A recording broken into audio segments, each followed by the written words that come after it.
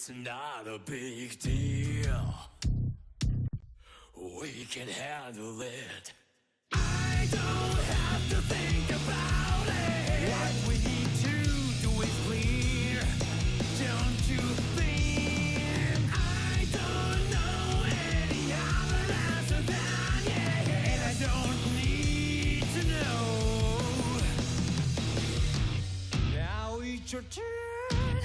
Cat got your time. I'm ready for this one to punch you. Work and work is a vacant dirt. Your regret that no one knows. Work and work, keep going, that's the last sound you ever hear.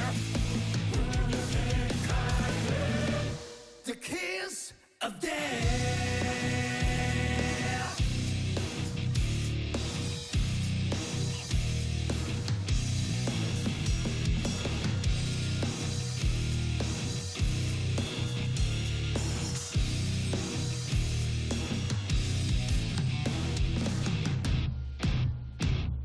I'm sorry about that. You thought it through. I don't have to think about it. Out there those who believe. What about you? When I'm older, do I do anything? I want to keep it that way. Now it's your turn. Could got your time. I'm ready for this one to punch you. Work and a bar is a vacant dirt. Your regret that no one knows. Work and a bar, keep going, that's the last sound you ever hear. The kiss of death.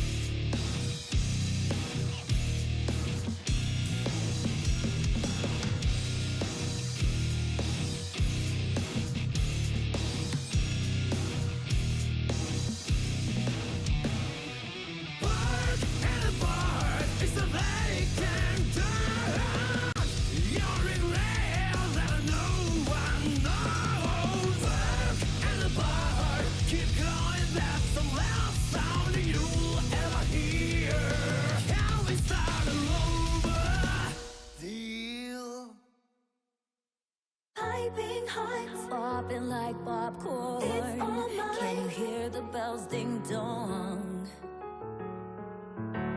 This is it. This is it.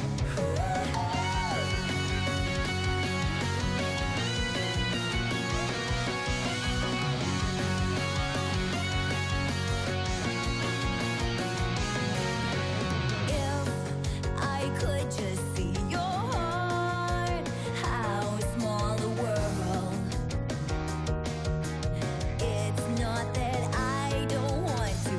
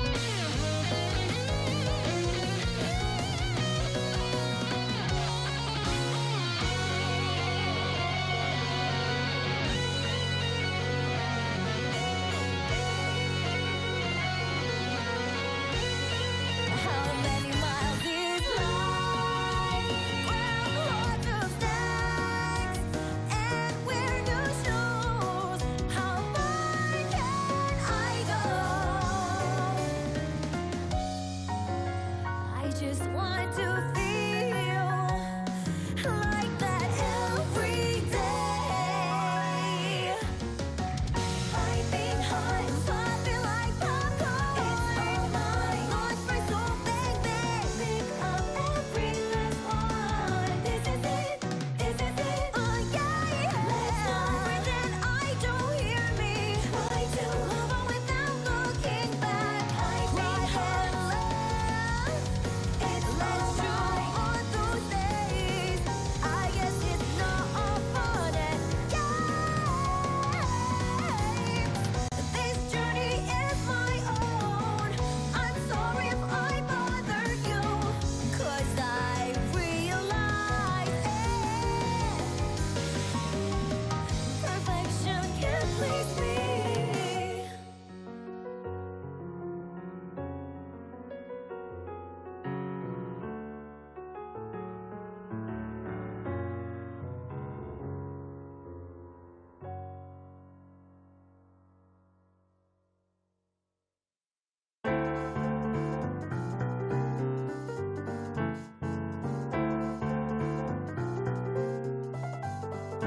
It took me 10 years to find the answer to something I forgot about it in 2 seconds.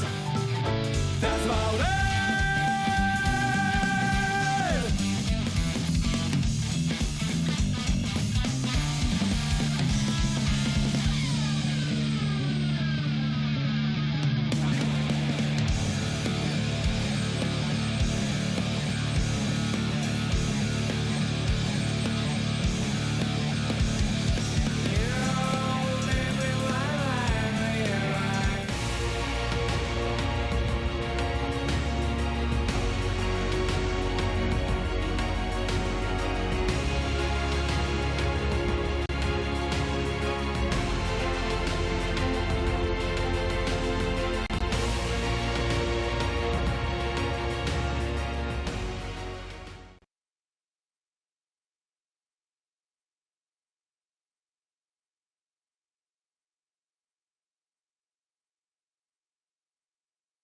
And I'm here joined by Ebonic Plague. How you doing?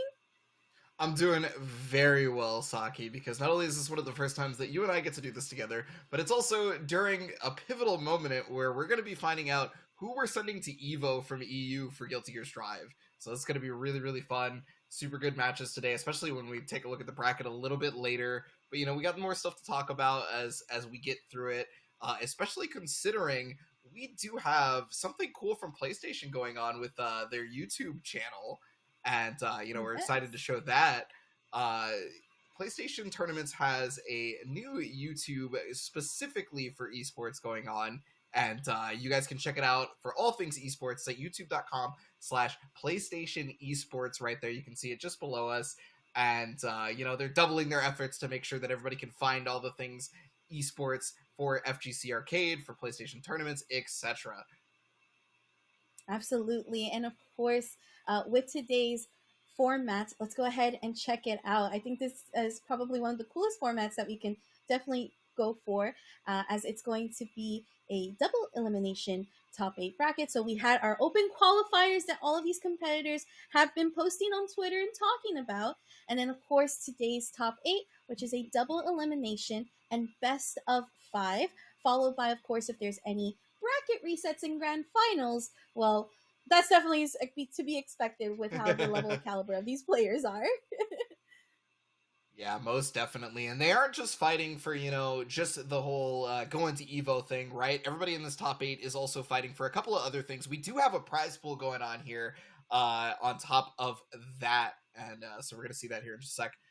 And so, obviously, first place is going to be getting that whole EVO hospitality package. I mean, just in the name, you already know it's good.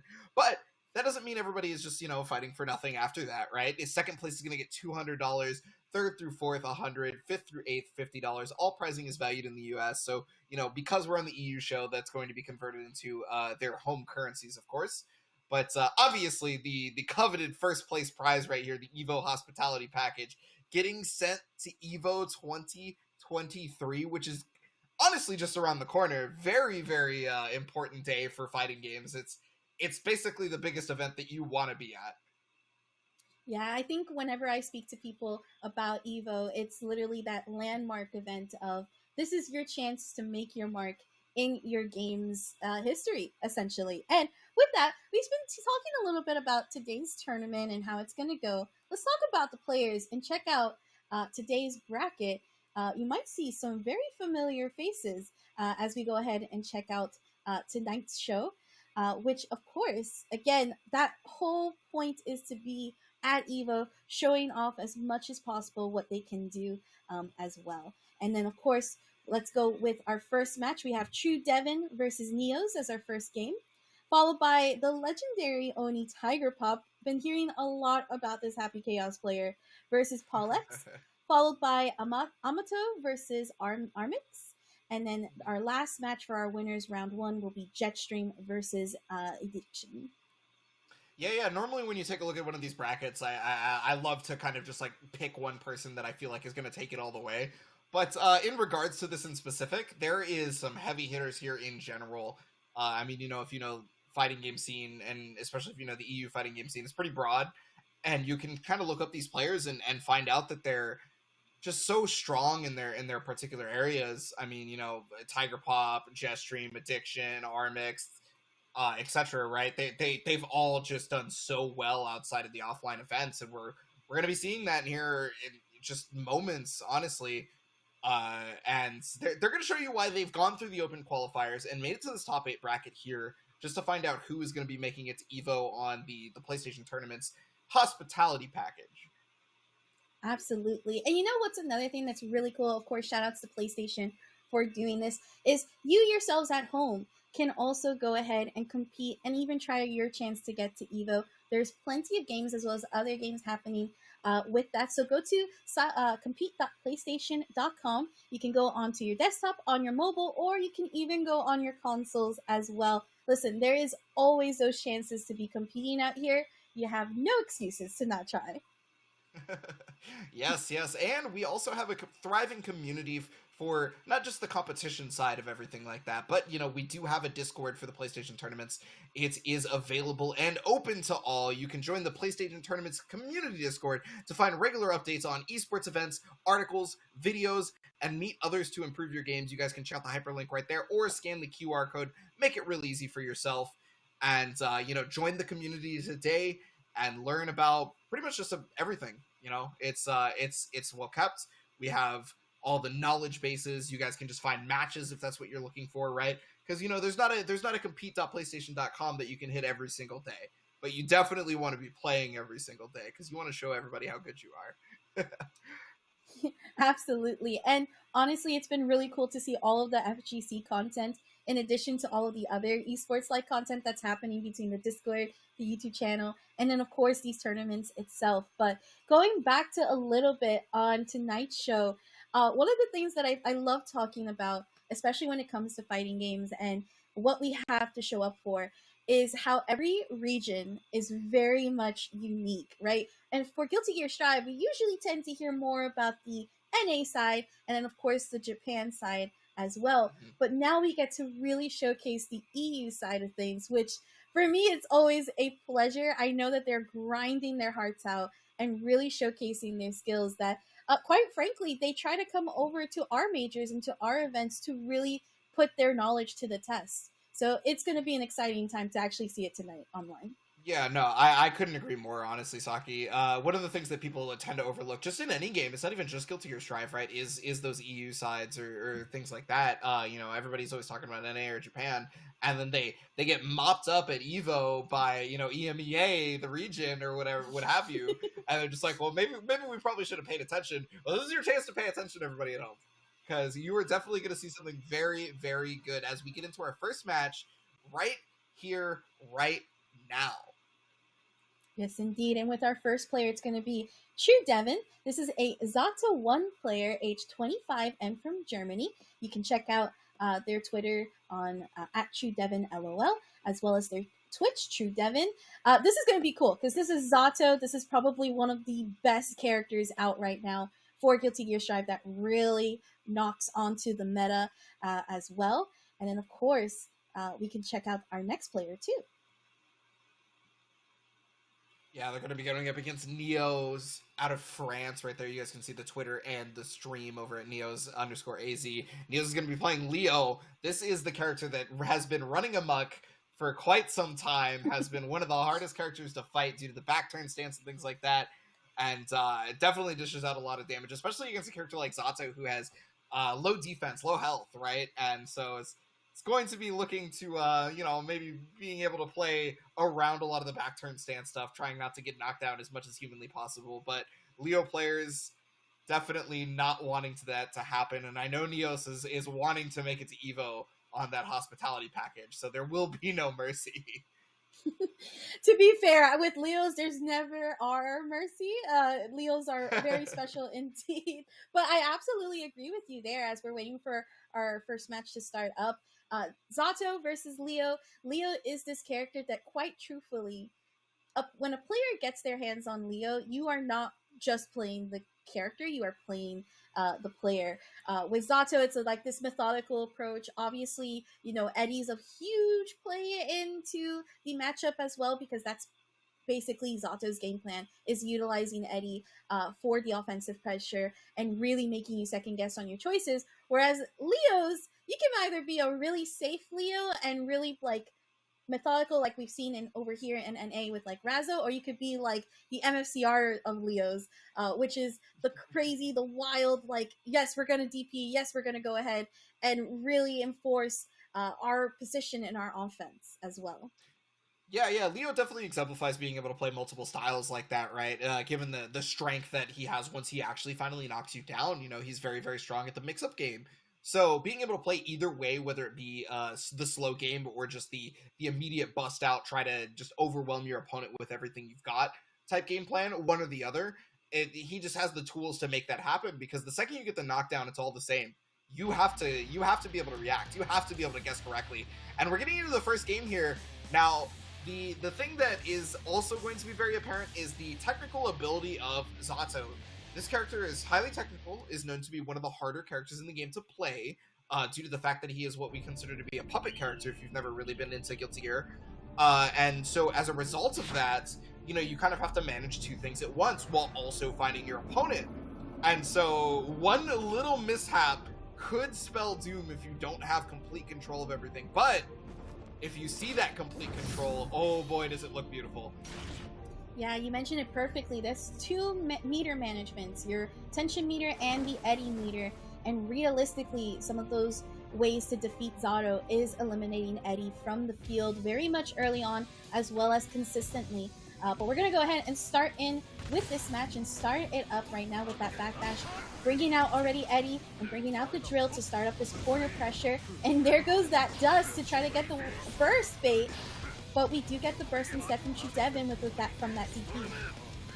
Yeah, I mean, the burst was smartly used right there to try to keep the offensive pressure, but Neos no longer caring, recognizing that he took out Eddie and has just started to play, that offensive game we talked about. Doesn't matter what you have, and already look at TrueDevin's health now. The dragon punch. It was charged through the super flash, right? So it was perfect for Neos. Got the cross up after the RC, and that's gonna be the first round. Yeah, that's what makes Leo do extremely well in this matchup, is if you're good with your movement, if you're good with trying to avoid, you can use that charge TP and really get yourself out of those very tense situations. Right now, though, with those just blocks coming in handy, but the DP getting hit by the jump, okay? And there goes with the side switch.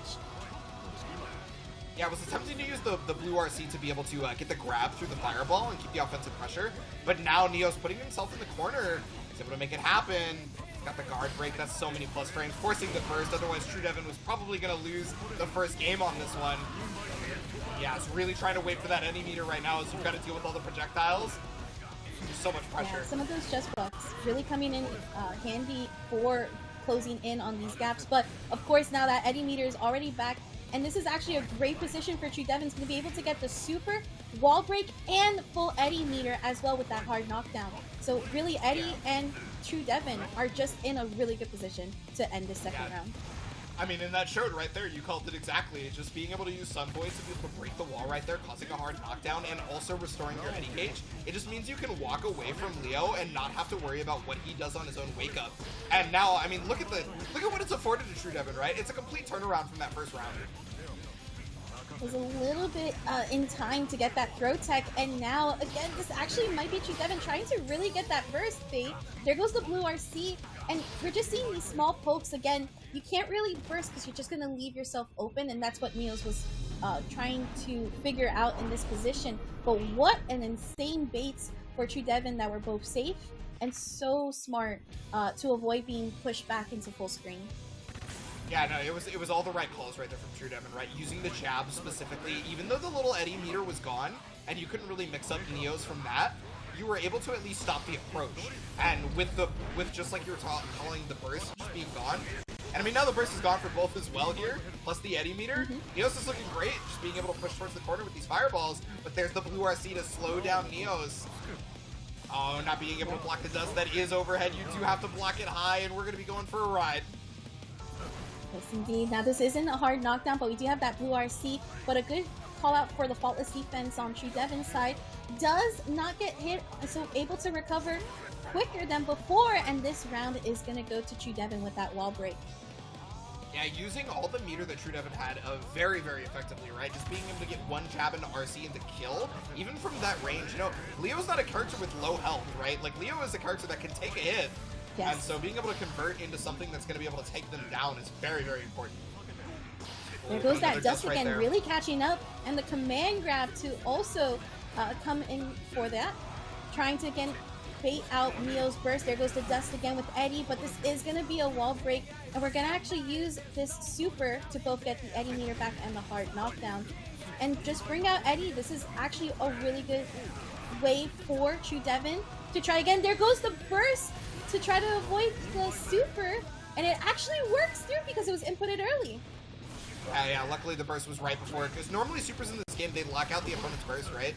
But not the case if you have done it before, and now it's got to deal with this Eddie pressure from full screen. Yeah, it's just so difficult right there, because, you know, Leo's a character who doesn't have a run, right? He has a step dash, and so he kind of has to commit when he runs forward in those situations to be able to make it to Zato.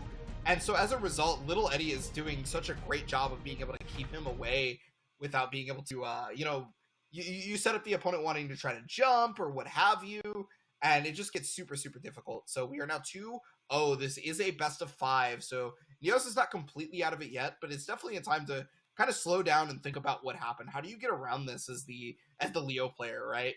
Zato can be such a menace in regards to that. Absolutely. You know, you mentioned something really key there. It's that Neos has to slow down.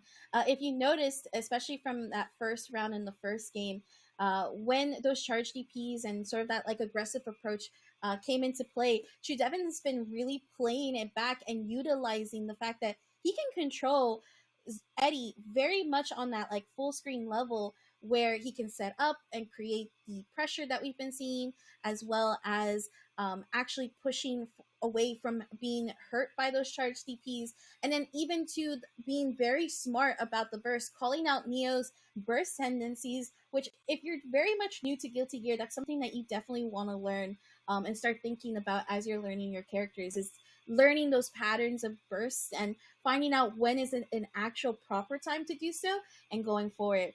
Guilty Gear is one of those games that movements is everything, especially when you think about how the Roman cancels come into play. Yeah, no, I couldn't agree more. Honestly, it's actually super, super difficult too. So when you actually see it in these high level matches right here in, you know, PlayStation tournaments and whatnot, you can really see how much effort and practice the players have put into play. And so you can test for yourself. Really, it's not super easy trying to fight somebody, you know, you're not used to fighting, and then trying to guess their burst habits, right? Like, you can take a guess and then you might lose your turn, and then they might gain offense back, you know, because maybe you guessed incorrectly. So if you actually get somebody, there's really high reward on that. And yeah, definitely looking out for the meter, right? Especially when it becomes a match versus Zato. Looking at the meter is paramount due to the fact that if Zato is without Eddie meter, he's basically lost, I'm not going to say half of his kit, but it is quite a bit, right? And so because he's lost so much pressure, so many different tools within his arsenal, you have the chance to be able to make something happen as a result. And so that's why when you saw TrueDevin going to a lot of those jabs and just like really small, far away pokes in the second round of the first game, it was because the Eddy meter was gone, and you have to find a way to fight back without having to deal with somebody taking advantage of that. Indeed, indeed. And with this, we're going to be going into our next game of this best of 5. Now, TrueDevin has potential to take it all with this 3-0 sweep, whereas Neos will have to try to fight back and really adjust and adapt. Has had 2 games to do so. Starting off this round, actually going in and getting the just block here, but that throw tech actually pushing Neos back and backing away just a little bit as TrueDevin closes in on that gap and gets the low, the in by hell. Yeah, that just block was incredibly important in being able to stop a Leo pressure. And I mean, speaking of incredibly important, being able to bait out a flash kick, oh lord. It is very much looking dicey here as TrueDevin's gone all the momentum, has done sort of like an empty clap, uses purple RC to back away, summons Eddy, and there we go. We're going to match point, potential match point here for TrueDevin. The control is just all in Devin's favor, being able to play around just around everything. But wait, hold on, Neos finding a way to be able to kill Little Eddy. Yeah, basically forcing the burst because Little Eddy was about to come back, so that was really, really smart burst timing. And now with the command grab to be able to get all of that meter back as well, TrueDevin just, the decision-making tree is immaculate. Right, purple RC once again, and using the in by hell to back away, as well as also sort of setting up that neutral to be able to let Neos not close in, but Neos does get the side switch and actually starts the corner carry pressure. Do we get the Leo mix? Yep, there goes that 2K into the wall. No, it doesn't break. Was too late to end the combo there. Yeah, that's one of the hardest parts about this situation. But using the burst defensively to be able to get rid of that Eddy meteor, yeah, and I mean, so it's really unfortunate that you had to use your burst so late in the round because there's a good chance you don't even get it back now, but it was pivotal in keeping yourself alive. And that's pretty much what you have to do at this point, because you're down 2-0, you don't have much of a choice anymore. Absolutely, and just like you mentioned, Neos is definitely slowing down right now, being a little more mindful, trying to watch out for Eddy, as well as also watch out for some of the advancement that TrueDevin's trying to go for. Tries to go through the run in, goes for the jump, but still trying not to actually avoid or get hit by Eddy here. The blue RC to the fast cancel for that short jump. Oh my gosh. Yeah, backdash RC, but finally blocking a dust. Wow, you can see Neos' defense trying to level up in real time. Unfortunately, the Eddy meter is back, and you were just in such a precarious position. Any hit into the wall right now may spell death, and this should be it because of the RC after the command grab. No, not even going to be required. Wow. It just kills. There was no guts stopping that from killing, and with that, TrueDevin's going to take it 3-0 against Neos with such a very strong Zato play. Very oppressive one as well. Did not let Neos do anything with Leo, and very much taming the lion.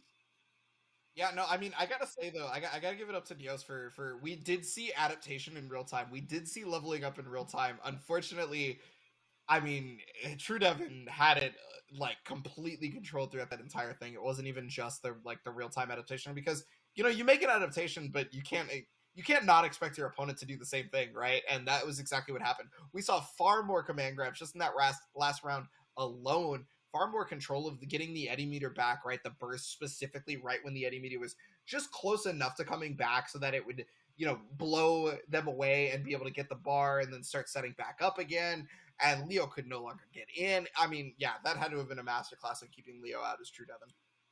I definitely felt the frustration when Neos was very much trying to advance, and it was almost like as if TrueDevin was just playing this cat and mouse game, but at like a very close quarter. Because if you notice, every time Neos tried to advance, TrueDevin was ready to either jump out, either bring up the barrier where it turns into the snakes, like very much aware of what Neos was trying to do.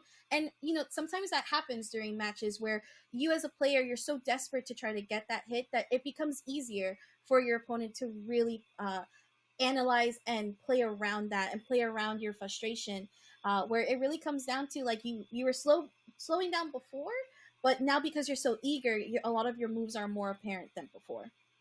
Yeah, no, definitely. It's one of those portions of competitive play that gets really really cool, because you think about the psychology of it all and being able to start figuring out what your opponent is thinking at all times. You definitely start to smell blood in the water when there's desperation, and it's exactly as you're talking about, Saki. Like, it's like, oh, you're down 2-0, and I've only got a round left to be able to do this. You're probably gonna burst here. Oh, you're probably gonna dragon punch here. You're probably gonna do this, right? Wake up super, whatever it may be.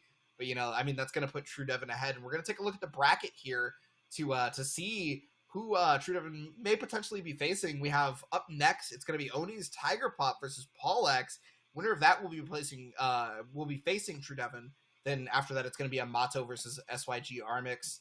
And then lastly, SYG Jetstream versus Eddiction. You guys can see Neos down there. We're going to be finding out who's going to be fighting Neos as well as the time goes on. Yeah, take a look at that. There's an upper bracket. There's a lower bracket. Everyone has 2 chances here. So Neos could come back from that lower bracket first round loss and take the whole thing. Honestly, it's totally possible.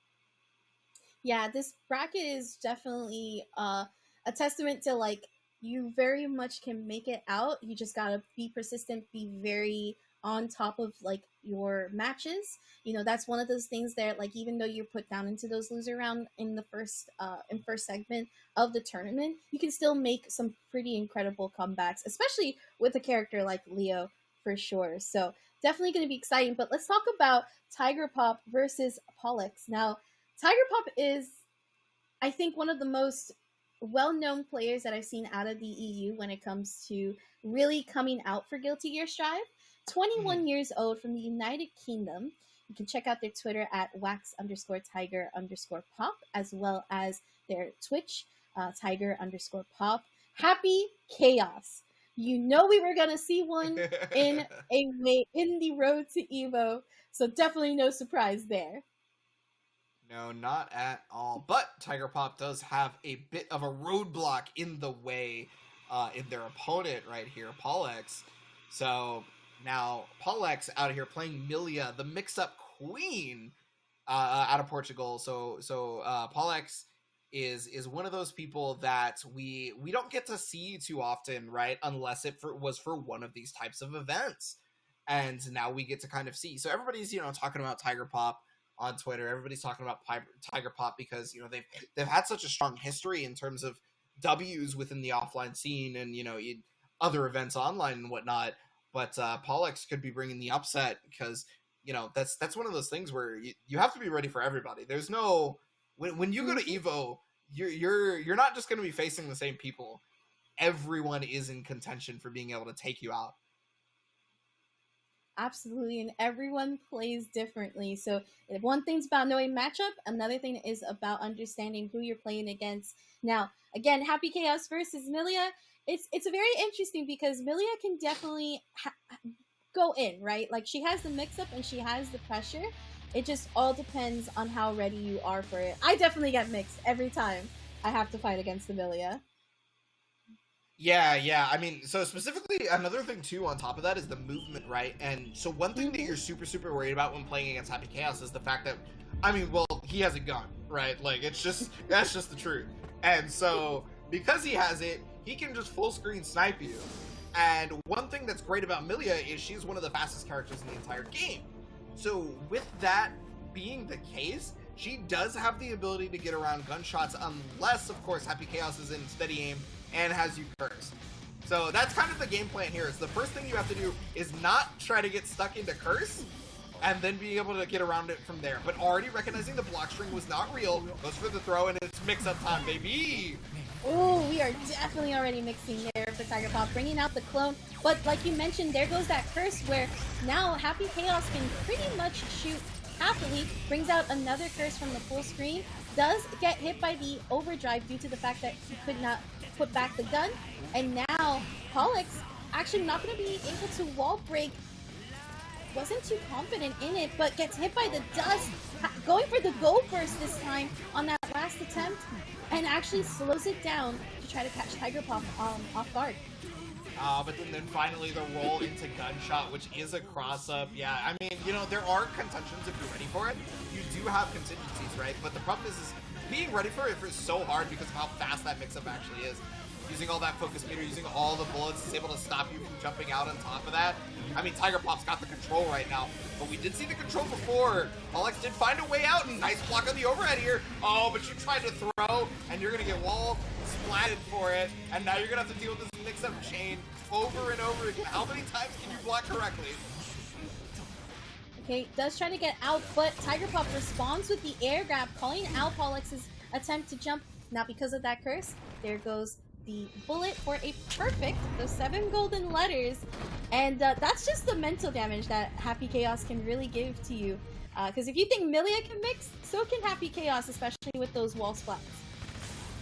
Yeah, and I mean, that's kind of what we were talking about at the very beginning, right? Like, you set up the curse, you set up steady aim, and the gunshots become much more accurate.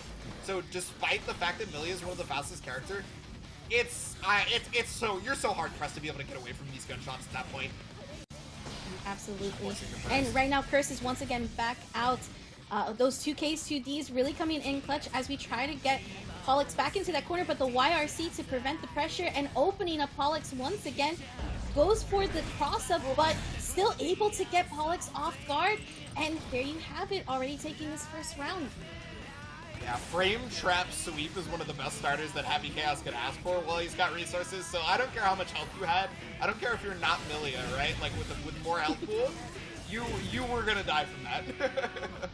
But One yeah, thing that I'm loving available. from TigerPop, one thing I'm loving from TigerPop is the fact that he's calling out Paulex's full-on jump attempts, like not letting any air movement happening there. Ooh, but notice that, okay, I was going to say that the bullets were completely gone, but TigerPop also recognizing that. He's going to use Deus Ex Machina to not only break the wall and get a hard knockdown, but also gets the full reload off the overdrive. Ooh, Nice go little burst again from Gets the second one. Paulex. Full conversion too. Should be a wall situation. And now both of these characters, they don't want to try to break the wall. They want to put you in a bad situation. But that's the second time that TigerPop has just completely gotten out of the wall slump and was able to turn it around in their favor. And I mean, excuse me, the wall slump didn't happen there, but still was able to get out of the mix-up potential. Yeah, it was almost as if like TigerPop was not afraid of all of that stack of meter. It's actually quite cool to see a player just not, like, pretty much like, I know my game plan, I'm just gonna enact it. Just because you have all of that meter doesn't mean you're gonna get away with it. And right now we're gonna go into the Deus Ex Machina for the hard knockdown as well as the wall shatter. And this is a lot of damage for Paulex to be in a health deficit position right now. Yeah, I mean, Millia as a character, she just does not have a lot of health as a balancing way to deal with the mix-up potential, right? But the problem with that is, Happy Chaos is a character that actually can chip you out very, very well. You know, that the gunshots are no joke, man. What a just Oh, walk as well no. to avoid the pushback. And there goes that burst. Almost not hitting, but thankfully was able to reach those outer hitboxes. And here we go, tries to dash in twice in the air, gets the overhead, brings out the trap there, but still those just blocks not fully helping TigerPop as much as he'd like. Oh, but missing out on the dust!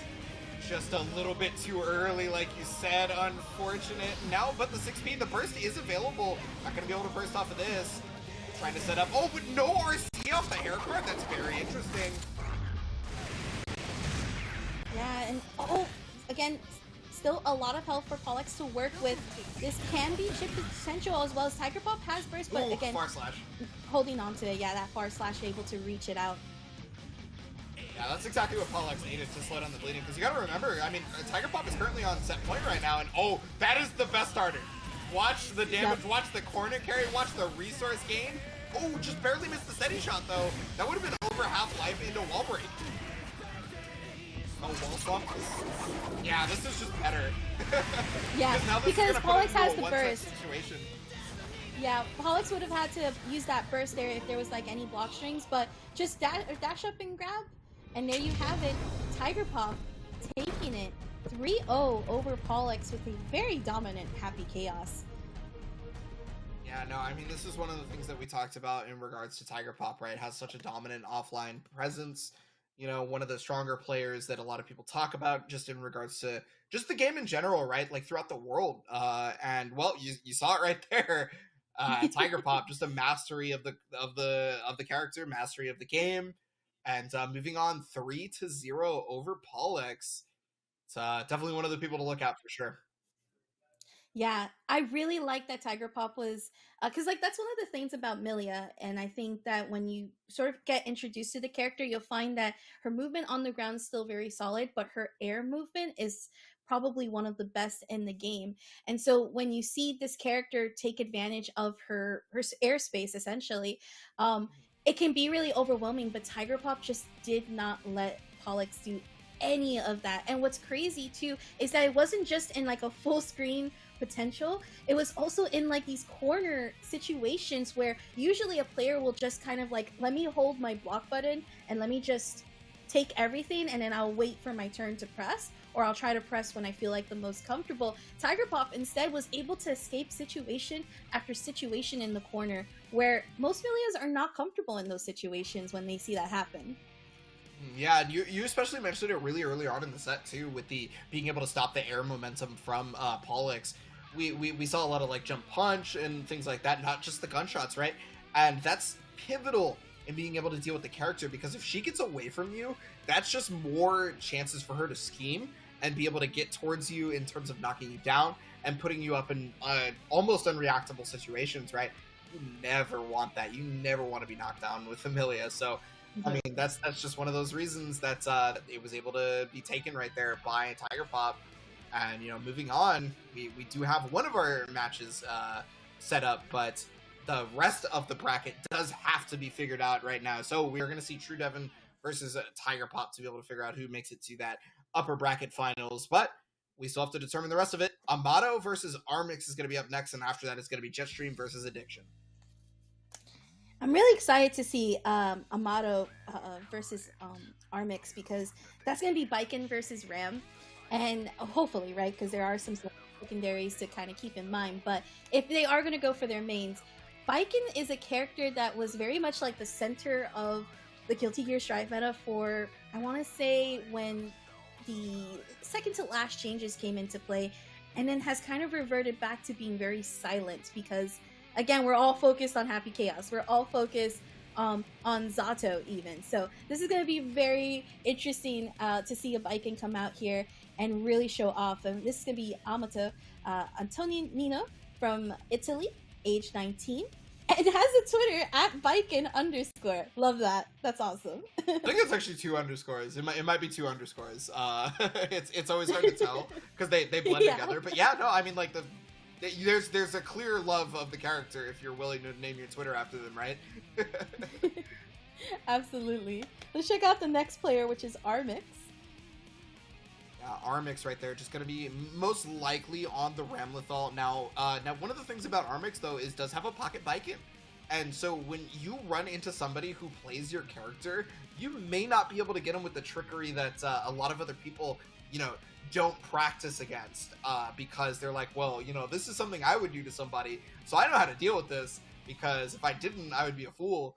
And so, you know, Armix is another person who actually has done exceptionally well for themselves offline. You know, at the previous Evo for 2022 got 33rd place out of a ton of players, which is just an absolutely ridiculous placing.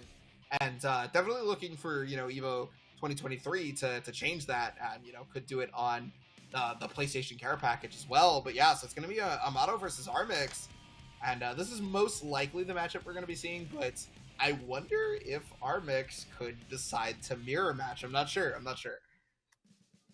There's plenty of games to work with, right? It is a best of 5. That's the good thing compared to it. But it looks like it is going to be the Biken versus the Ramlethal.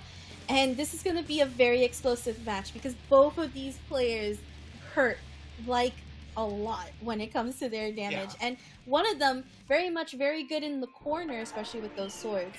But here we go. We're just going to go ahead and skip those intros and get right into it, as both these players already feeling each other out in this first round.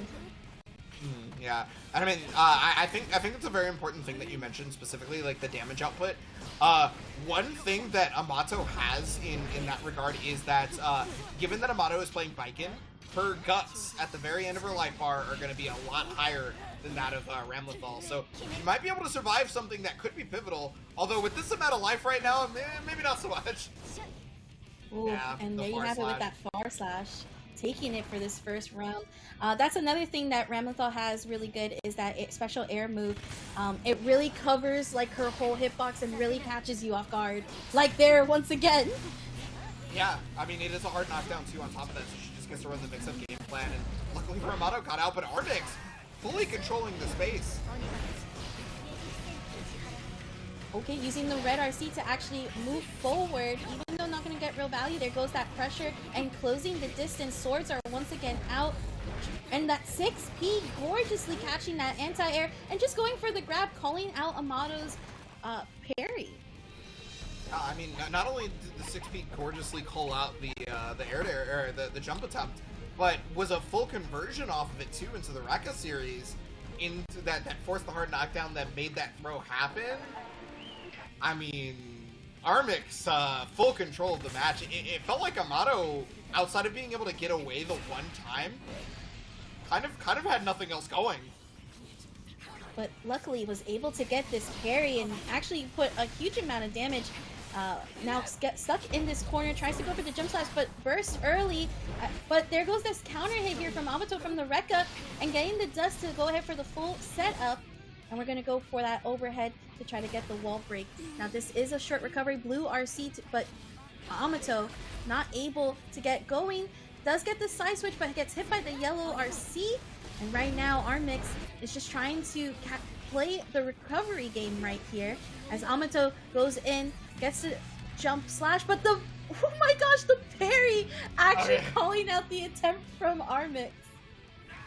So Armix attempted to YRC there, but ended up getting blue RC because the block stun was over. And so as a result, Amato got to see what was going on, and rather than get stuck in block stun and then go for the counters. So I mean, that was just really unfortunate for Armix, really fortuitous for Amato. And wow, what a just defend on the sword too. The dash block is very important. Okay. Alvados. Gonna get This the hard is knockdown. a Yeah, lot I mean, of damage. there's just no health left. Oh, but the parry! Pushing back might be what is needed. Both purple RCs, but we do get a go first for Amato and tries to cancel early to catch the overhead. We do have it though with the fast red RC and able to get the wall. No, actually going for the slower option. Yeah, a little unfortunate. Didn't go for the follow-up to break the wall right there. Probably wanted a little bit more damage. That might have been an overzealous move right there from Amato, because that would have been a guaranteed wall break. Yeah, I think it should have been like a far slash if I'm not mistaken, and that would have definitely guaranteed that wall break. But we do have the tatami mat. There goes that counter hit. Tried to bait out the burst, but unfortunately, you don't want to back away from Ram. You definitely want to keep that pressure going. Okay. Oh yeah, getting Burst air early. hit Kabari is very, very important because you actually get a ton of damage off of that. But wow, the far slash counter hit. Ooh, drop on the, I think that was supposed to be Yozansen. But another Kabari to be able to play the zoning game. And yeah, I mean, he's got the meters, gonna be able to push forward. Amato completely turning this around. Oh, there goes that 6P once again, being able to convert off of it and calling out as an anti-air from the Rekka. And there we go, bringing out the sword and actually applying this pressure. Gonna go for the short overdrive here to be able to get the hard knockdown and drifting our red RC downwards. I think that was an attempt to call out the burst, but Amato delayed it just a slight. Yeah, sometimes that slight delay is all you need, but unfortunately it was not enough as Armix was able to make the comeback despite the burst connecting, and now it is 2-0 for Armix. But I don't know, I gotta say, we're seeing a lot of signs of life right here from Amato. It's I'm no longer see the feeling adjustment. this is the Armix show. Yeah, I really see the adjustments here from Amato. Like, they're like, even though it's one of those situations where the score's not telling the full story right now, and this could be a game for Amato with the adjustments that he's been making. Well, I mean, you want to talk about adjustments right there. Using the 2H specifically to get under the air special from Armix. Unfortunately, the air overdrive is not going to work out on this one, but I mean, that at least got you out of the corner for the moment. Unfortunately, you got to deal with the ram pressure. Yeah, the 2K after swords. There's a bit of a rock, paper, scissors game there that you have to deal with, and it's not getting figured out. Yeah, these strike throw situations definitely catching Amato off guard. Now, like you mentioned, those guts coming into play because of the low health, but the 6P because of the backward hitbox of the Yotsen. I gotta say, the 6Ps from Armix have just been so well, but they've earned us again. We just can't talk about it without it happening at this point. I mean, the 6Ps on point, stopping the air movement, and I mean, that's one of the strongest points for Viking, so being able to shut it down, you're looking at the reason why Armix is currently looking to be on set point here.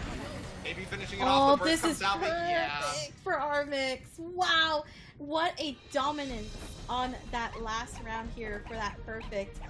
Just very much calling out every single move that Amato was just trying to make, even calling out the burst.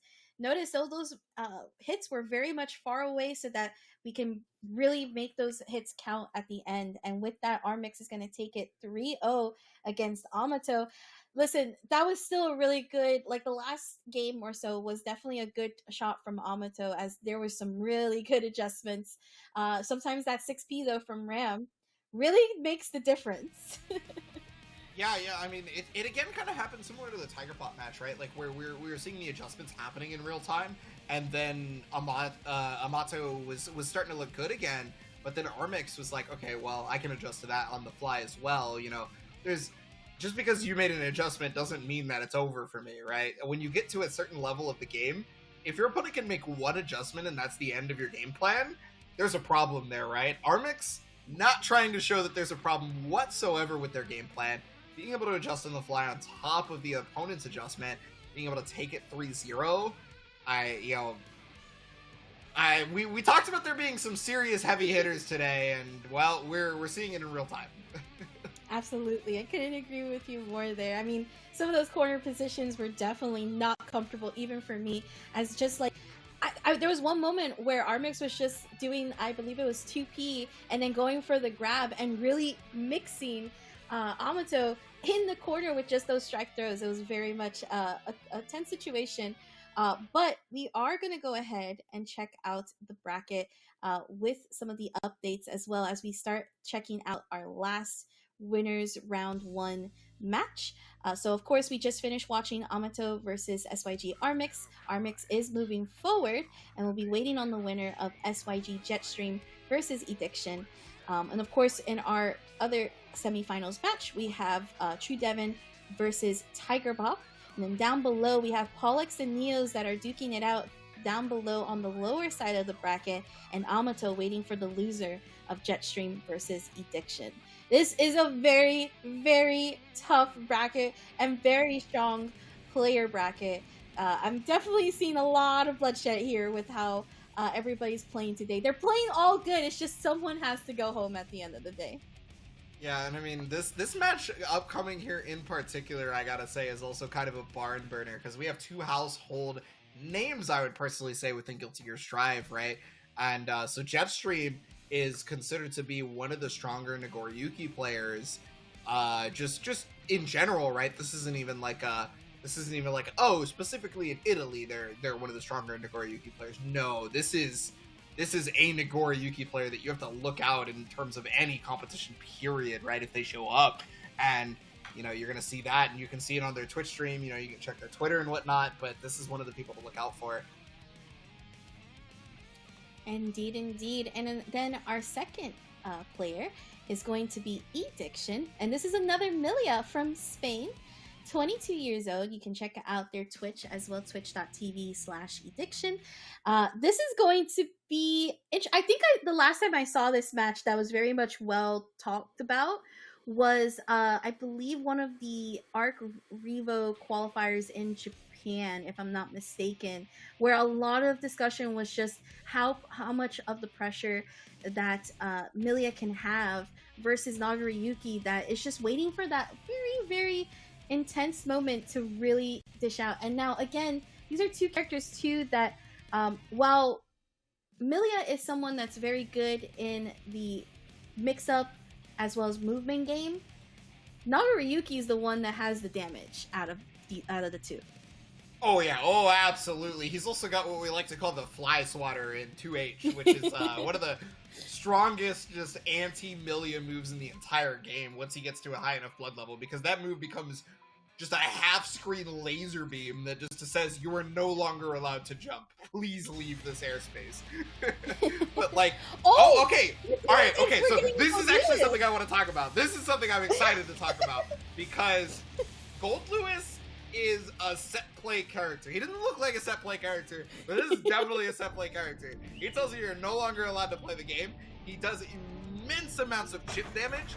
Milia is a character with not a lot of health, and this boy deals damage. He eats his Wheaties in the morning. He goes to the gym every day. He doesn't skip clavicle day even.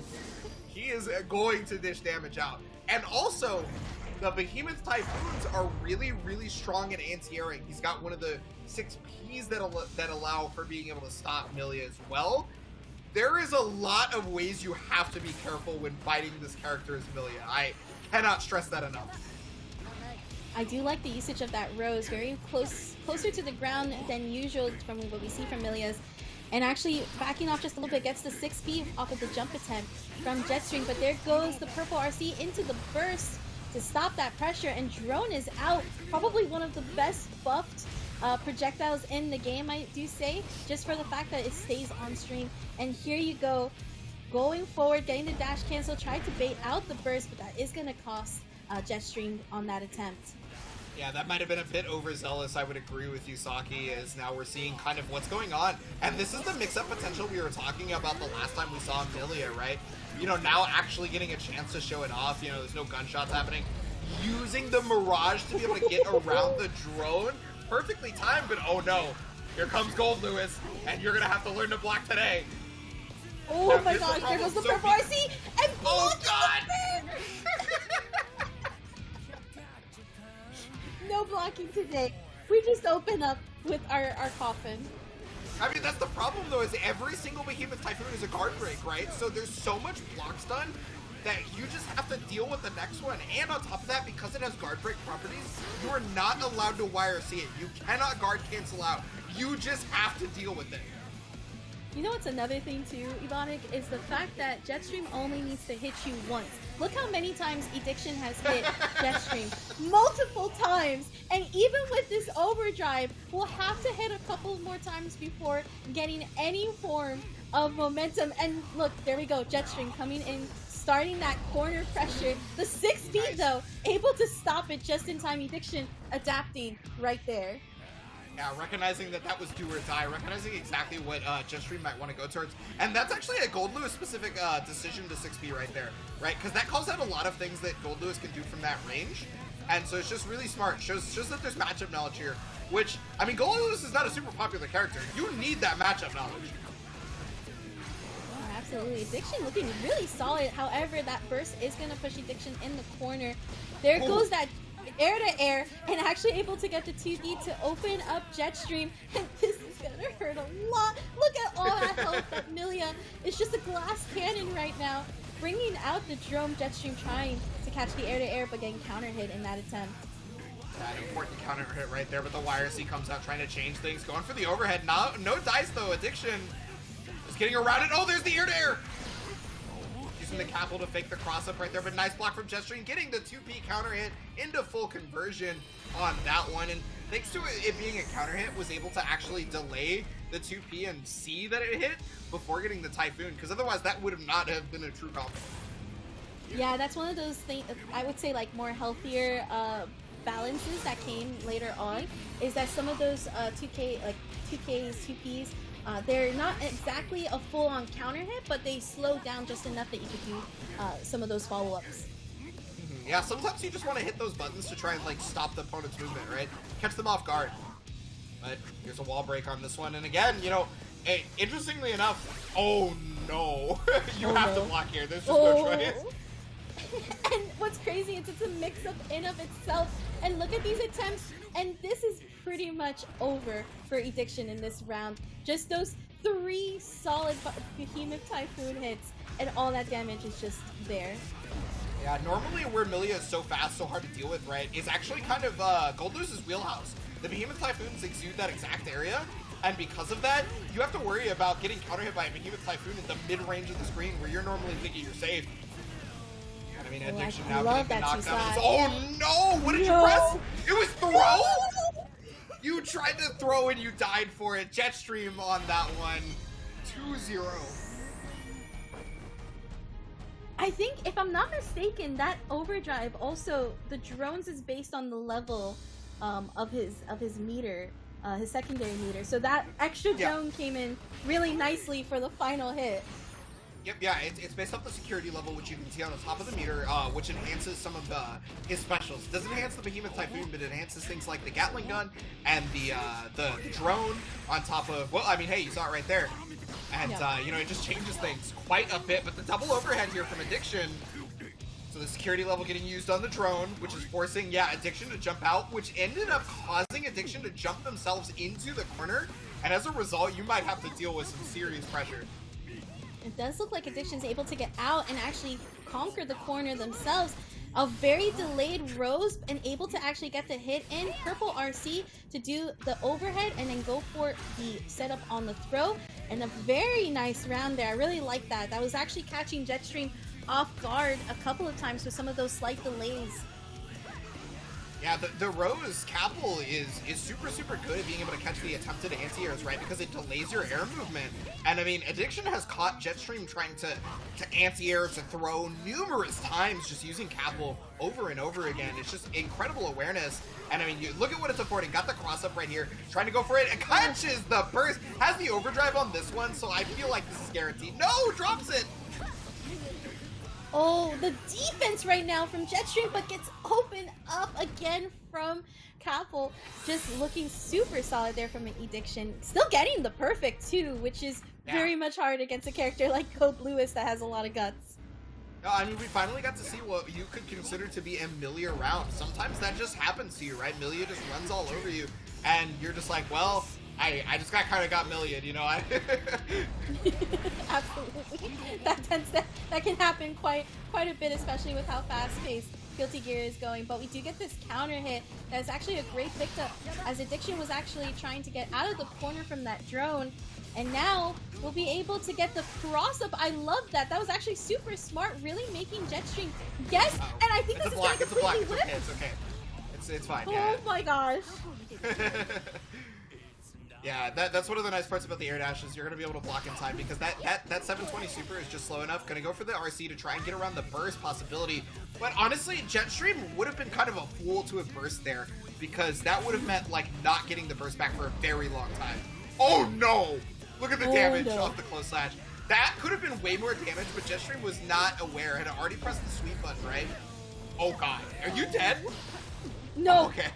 Dropping the last hit, but you're definitely dead now. I love that we have to ask the question, like, oh, they got hit by a straight behemoth counter hit? Are they just dead? Like, it hurts that much. Like, even as someone that like plays Anji, I have guts, and it still hurts. I can't imagine for a character like Milia that just breaks because of that move. Well, I mean, you don't have to worry about breaking when you have the offensive pressure going, using the meter to great effectiveness. You know, double air dash has been the bane of Jetstream's existence. I feel like Eddiction has pretty much hit every single double air dash mix-up. Ooh, that and blue how even catches the air to air. Good try. Yeah. Another situation right here. A lot of meter goes for the burst. Yeah, recognizing that has not fared too well in the corner here. Oh, tried the 6P again, and the Capel just stopping. There's the chip damage off the Lush Shaker, and that's gonna make it 2-2. This is the closest match we've had so far. And I mean, hey, we said it was gonna be a barn burner. Yeah, we really did. I like, though, that this has been the back and forth between these two players. Definitely showcasing, like, kind of where we were worried about before, right? That this could have been a very good position for Jetstream as far as matchup on paper. But right now, both players are really duking it out and really trying to call each other's habits. And there goes this purple RC. Gets the grab off of the recovery off of landing. Oh. And then the trick mix-up right here with the Behemoth Typhoons. Remember, some of those can be high or low. You can mix up the Behemoth Typhoons. You really do got to block them. And with the drone on top of you, I mean, it's about the same as the Milia situation right here, right? No burst available for Jetstream. That's going to finish it off. And now, set point here for Eddiction. Indeed, indeed. Jetstream having to make this round come back. There goes this counter hit. Very deep jump-in counter hit as well. Only able to get so much off of it. And this is just his patience right now from Jetstream trying to wait for the forward advancement, the clash, but no way to actually convert off of it. Less Shaker going through and canceling early. And it's just this attempt to try to catch either the air-to-air or anti-airs, but that fast RC off of Hair Car actually working very much in the favor of Eddiction, and now starting to get hit by that YRC here. Still stuck in this corner. The YRC can only save you from so much. Same thing with the Gold Burst. He's gonna force the blocking from is by doing lasers. Went for the low this time. Last time it was an overhead. Ooh, tried the tricky mix-up right there, because that's normally a low, but you can't normally expect it. Okay, you got a blue BRC. Got the fuzzy overhead, yeah! Oh, the mix-ups are all coming out right now. Unfortunately, the wall break is not gonna kill. Eddiction actually has the burst. This is not a terrible position for Eddiction at all. In fact, I'd say it's really good. Oh, there goes this Okay, YRC, that was bad. That was especially. Oh my gosh. Oh, final It's game, one of those, final round. Curtis. Yeah, you know, I should have noticed the 50 meter, but I didn't. Yeah, here it is. The close slash coming in. There it is. Yeah. A burst required right there from Eddiction, or was going to lose about 75% of that life total. Back to Grotech, actually doing really good for Jetstream. Now an Eddiction in this corner, and this could be it right here. And it is as Jetstream takes it with his own perfect and taking it home, or rather taking it to the next round here against Eddiction 3-2. I gotta say, it may have been a big, unfortunate decision to try to use Capel and Turbofall to be able to go into the corner right there, just because you wanted to get around the drone, because you then put yourself into the corner versus Gold Lewis with meter. Yep. So you were running into a situation of just possible death if you could not find a way out, and that may have been the death sentence right there for Eddiction, unfortunately. Yeah, you know, we kind of talked about this, or we covered this a little bit. It was actually with the first match with TrueDevin and Neos. Sometimes as a competitor, you have to have this like really strong mental stack, right? You're in this like last round, you just brought it back. You know, there is like, this is your chance to really show that you have made it and that you're able to close out this game. And sometimes you're so eager to do that that your opponent's just ready for everything. And that's something that I think kind of played into part here, is that Eddiction was very much ready to do the game plan that has been doing very well in these last matches, but Jetstream was just that one player ahead of the game and ready to go, and really made it count too, because if you notice, it was a perfect, it was a very, very big damaging round for them.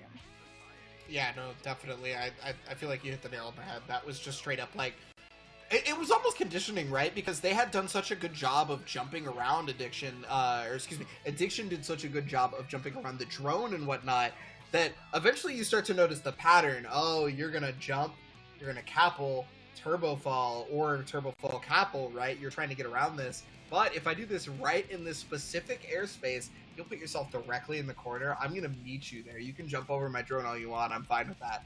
And during the last round, it was the most important time to do so. And that's the glory of best of 5, right? There's a lot of games that you can work around with. And if you notice, it was always the final round. And that's where like closing out games came really important. But with that being said, we do have our winner semi. So let's take a look at this bracket, as we do have some updates from the lower side as well. We have TrueDevin versus Oni TigerPop here in the winner semis as our first match. The second one will be this is a team kill. This is gonna hurt a little bit. This is gonna be SYG Armix versus SYG Jetstream. And then down below, we do have the update that Paulex has won over Neos 3-2, so we'll be moving forward. And then it will be Eddiction versus Amato. It's crazy how both Milias are now in the lower side of the bracket, and there's a potential chance that they have to go at each other.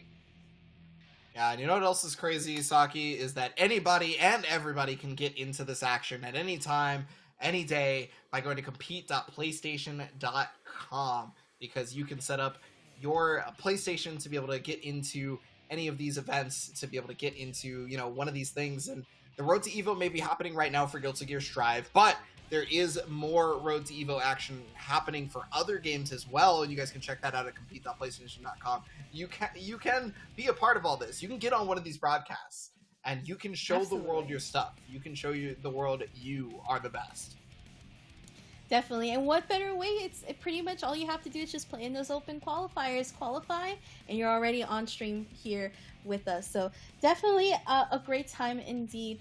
Now, let's talk a little bit about these next matches. So obviously we have TigerPop, right? And then we saw such a strong performance from TrueDevin, which quite frankly, I think this matchup we see a lot often from the majors that we've recently been. This is one of those matchups that tends to come up as, again, Zato being this really strong character in the meta, and Happy Chaos as well, still a very strong character too.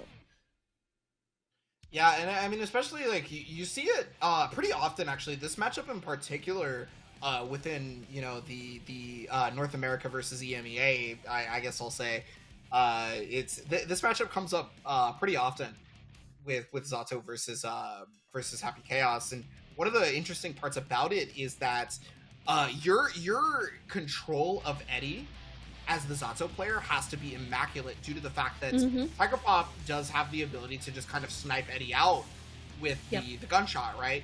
Can set up the clone, can start to try to curse you and whatnot. Or on the opposite side, Zato can use a pose, the little wall that Eddie sets up where he puts his hands up in the air, that actually can take the gunshots for you, and you have a chance to approach and get towards the Happy Chaos. Absolutely. I think this is, it's like, I would say probably one of those even matchups that really depends on how perfect you play. Like, you have to play really perfect as Zato, whereas Happy Chaos, you do have to play this perfect manner too, because you're trying to eliminate the half of Zato as well. Yep, well, first game right here, Oni TigerPop versus TrueDevin. This is to determine who gets into winners finals on this one. And we're already seeing it right now. So Little Eddie just making the comeback. Nice fight out right there. And was able to block the roll mix up. I really like those backdash attempts, but however, TigerPop actually catching it off TrueDevin off guard and able to get that counter hit. And this is actually a perfect opportunity, as with Curse expiring, the backdash blue RC though, able to stop this TigerPop pressure on the offense. Yeah, but I mean, right back into it, regardless of the backdash to RC. Unfortunately, just not enough to keep the pressure going. The SX Mach is going to connect. No wall break, so not a kill. There is a chance here. Very well timed YRC there, and actually able to maybe potentially make this comeback. Does have burst, so at least that is a resource. There goes this counter hit though, and the 6P calling out TigerPop and able to convert off of the anti-air. Yeah, I mean, that's one of the things that you have to be able to do, is being able to fight without Eddie is very, very important as a Zato player, right? Your whole game plan cannot be the only your Eddie mix-up. They're getting the burst right now. TigerPop fighting for their lives, having to set up the clone. Brings out the drill from Eddie, doing 2K2D, actually utilizing the super to gain back all of this Eddie meter, and this is a very nice overhead to actually catch and backdash just a little bit to catch TigerPop trying to press a button in all of that block string. Yeah, using that standing low to great effectiveness right there. TigerPop not ready for it. Maybe looking for the overhead and just getting caught by the standing low clips. Maybe even trying to jump out. Not going to be able to do so due to just the frames weren't there. And I mean, that's going to allow for the first game here to go to TrueDevin. TigerPop fighting on the back foot. And I mean, we saw such a dominant performance previously from TigerPop. Well, this is how it goes. The further you get into the bracket, the harder everything gets. I do really enjoy that TrueDevin, even though doesn't have that Eddie meter, doesn't stop from actually attempting to be a little more oppressive. Still using this drill now to actually get the full corner carry. But once again, this has been a really good spot for TrueDevin. That red RC is going to catch him though off guard, and there goes the dust into the shots. And this might be where TigerPop's going to be able to kill using the red RC to do so. Yeah, luckily for the wall break, that is always going to do at least 47 damage. So it's essentially like just a guaranteed kill once your opponent is at that amount of life, especially considering Zato has 0 guns, right? He's going to take full damage from your combo, no matter how much the meter is there. I mean, excuse me, how much damage he's already taken. Yeah, that 2S is very far-reaching as well, so it works out pretty excellent, especially as TigerPop tries to extend some of those forward advancing moves. But the drill coming into play, and now Eddie actually getting caught off guard by the dust and into the full overdrive, where we're gonna get this hard knockdown. Eddie comes back, moves forward, brings out drill, and this is just mixed city here for TrueDevin. Yeah, but there's the 2S. Gonna be able to get the up RC, which is really important because that got the full combo into death. If that was regular RC, that would not have gotten the cross-up and would not have allowed for an easy catch into the wall stick. So TigerPop, excellent awareness of the stage and knowledge of how to cancel that 2S properly to be able to get the W. So one apiece here. We might be going down to the wire here, Saki. Oh, I think this might be another game 5. Not going to even hold you. It really just depends if TrueDevin can keep up with the adaptations. If you notice, TigerPop also actually being more aggressive towards Eddie, more so than TrueDevin, as there's been moments where I saw that he actually took out Eddie with 2P. Yeah, looks like a bit of a issue right here. Yeah, they're probably gonna talk it out, see whose end it's on. But yeah, I mean, hey, one apiece. Can we just talk about how they both looked really cool just standing there? Like you had Zato just pretty much like this fancy person, and then TigerPop's like, or rather Happy Chaos is like the rock star just chilling. Like we're gonna be cool, both of us. he is always completely nonchalant, Happy Chaos, never caring about anything. You know, that's I mean that's the whole demeanor of the character, right? Absolutely. But what a way, 1-1 right now. These two players are tied up, and it's been it's definitely apparent that they're both adapting to each other. I'm curious to see how game 3 will go. Yeah, I mean, especially considering the way we've seen it, right? In particular, the way each player has figured out how to get out of the offense has been very, very studied. You'll notice that in the mid range, TigerPop will very specifically try to check the little Eddie doing Pierce, which is the little stab forward that he does twice with a jab. And what he'll do is he'll kill the little Eddie so that TrueDevin is stuck full screen without the ability to stop TigerPop from getting into guns. Or maybe TrueDevin will recognize that and he'll start to run forward a little more. So like, oh, you wanted to check little Eddie? Well, you're now in my 2S range. So you check little Eddie, you try to kill him, and then I get the upper hand by being able to do 2S drill. Okay, so... But, okay, so we've restarted the game. The score is going to stay the same. And we're back right into it. Okay, great 5-peek into the 2P. Now Eddie once again gone. That meter is just now coming back. And that 2S and getting the side switch for TigerPop, actually catching the counter hit into Deus Machina. Okay, I gotta tell you, it's actually better that the wall got broken there for TrueDevin, because a 6S counter hit would have killed Zato at that health value. Oh my gosh. Yeah. Unfortunately, not going to fully work out as you know, TigerPop is going to be able to get the mix up afterwards, but it could have led to something. It's totally possible. Sit on the other side, and that's what we were talking about right there. Sending little Eddie to the other side makes it so that TigerPop can't jab little Eddie out and kill him. However, not going to work out. Gets the wall hit. There's the slump. Mix up city. Yeah, this is Happy Chaos time pretty much. Look at these staggers. Has one bullet left. A great 2P though from TrueDevin, very much aware of the meter resource and a resource in general in those bullets. From TigerPop has 3 bullets now, whereas TrueDevin able to keep this pressure going, just now losing Eddie and having to wait for that bar to come back. Yeah, no, you're 100% on the call with that. Just being able to check that the opponent has no bullets left means you can get out of a lot of stuff. But there's the dust to finish it off on that one. So TigerPop now 2-1, much stronger game. Oh yeah, that was a very dominant game for both rounds from TigerPop. A just block in the air as well as faultless defense to fall a little bit faster. 2P to try to call out Eddie, does get caught in this command grab, and now this is a hard knockdown for TrueDevin to bring out Frog, as well as to start up drill from Eddie. And slowly but surely gets the purple RC to keep it safe, as well as to slow down just a bit, but now full screen and in the curse. Yeah, and I like the choice of burst timing right there for TigerPop because it meant it killed little Eddie because he was at full health, right? And so when you're able to burst and take away Eddie from full health, it stops a lot of Zato's pressure. Deus Ex Machina, he's got the focus back, he's got the bullets back, and he's got a hard knockdown here. You're gonna have to deal with this, but there's burst and YRC on the table for them. Purple RC activated, but not going to really catch anything, just slowing down a little bit, and then there's that fast RC to go ahead and shoot the final shot as TigerPop on potential set point here.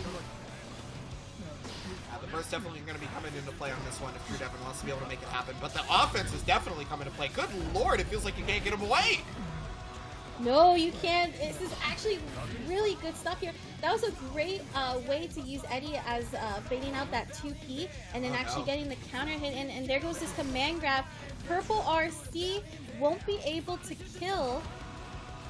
And we do get back into this neutral where now TigerPop is in the dominant position and will be able to get the wall break of their own.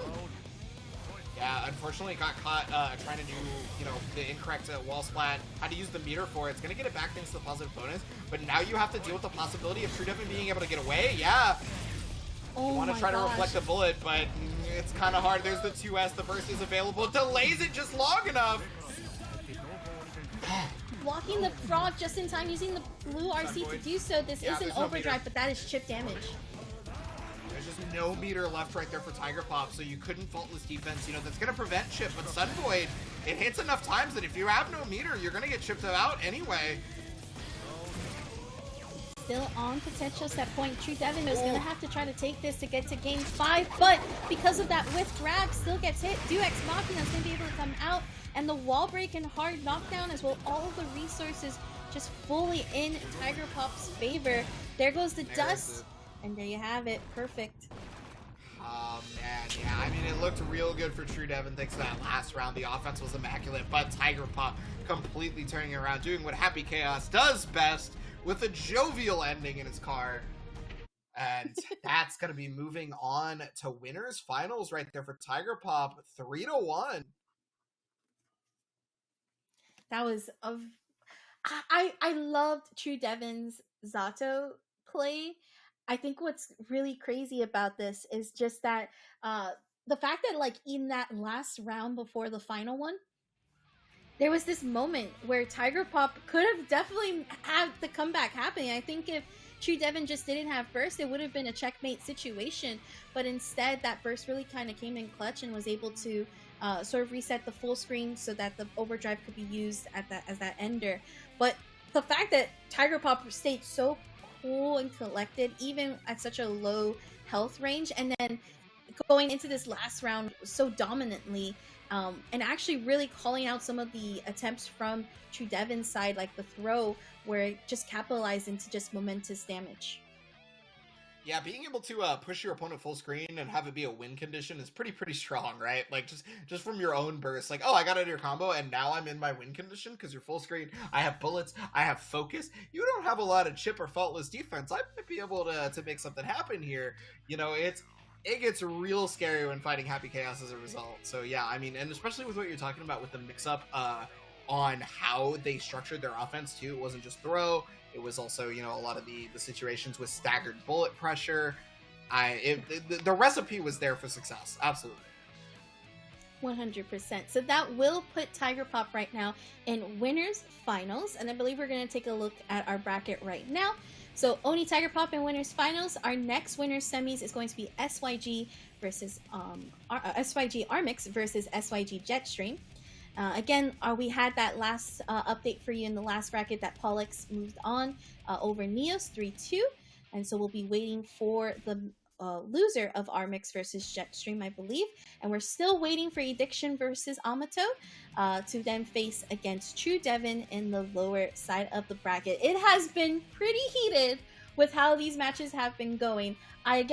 We were not surprised. We came in this very much knowledgeable about our EU players, about the EU players for Guilty Gear Strive. So not surprised at all at the level of competition that's happening. Yeah, I feel like it was one of the first things we mentioned, that this in particular was something that we weren't going to be able to pick one specific person and easily call it. Oh, we have a live update right there. So it's gonna be Eddiction over Amato 3-2. Those losers matches are hotly contested because 3-2, both of them. TrueDevin Addiction's gonna be the match that you're seeing, and we're gonna figure out who's gonna fight Paulex and who's gonna fight TigerPop in SYG's Armix versus SYG Jetstream. You called it. We're doing the team kill, and I mean, hey, look, if you're trying to be the best of the best, eventually you're gonna run into your teammate, right? Like that's just what the whole thing is about. So let's get it over with now. I'll try to see you in grand finals. May the better person win type thing. Absolutely, and I think that it's always a test of the rivalries, right? Like you train together, you practice together, you collab together. Now we're gonna have to fight together, but against each other. And I mean, at the end of the day, right? SYG's gonna still be in that winners finals. It's just depending on who and what's gonna happen.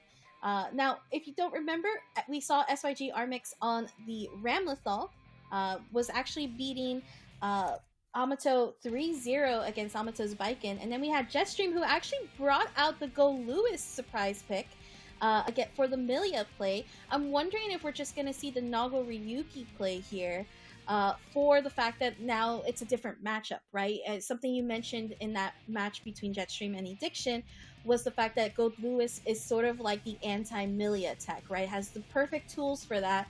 And I also feel like Nago Ryuki has some really good tools against Ramlethal that might be also beneficial here. Yeah, no, I mean, Nagoriyuki is just a strong character in all regards. Same thing with Ramlethal, right? So it's very easy to say Nagoriyuki could be picked at any minute. And all right, so we are actually seeing the Nagoriyuki being picked right here. Now, whether or not you can manage the blood gauge very easily with the annoyances that Ramlethal may bring is another question. And considering these two are teammates, I expect to see some weird stuff going on because it's one of those I know that you know that I know that you know situations due to the fact that they've probably played against each other a couple of times, right, at this point? Oh, 100%. This isn't going to be layer 1. This could be like layer 27. At the 7th circle. For sure.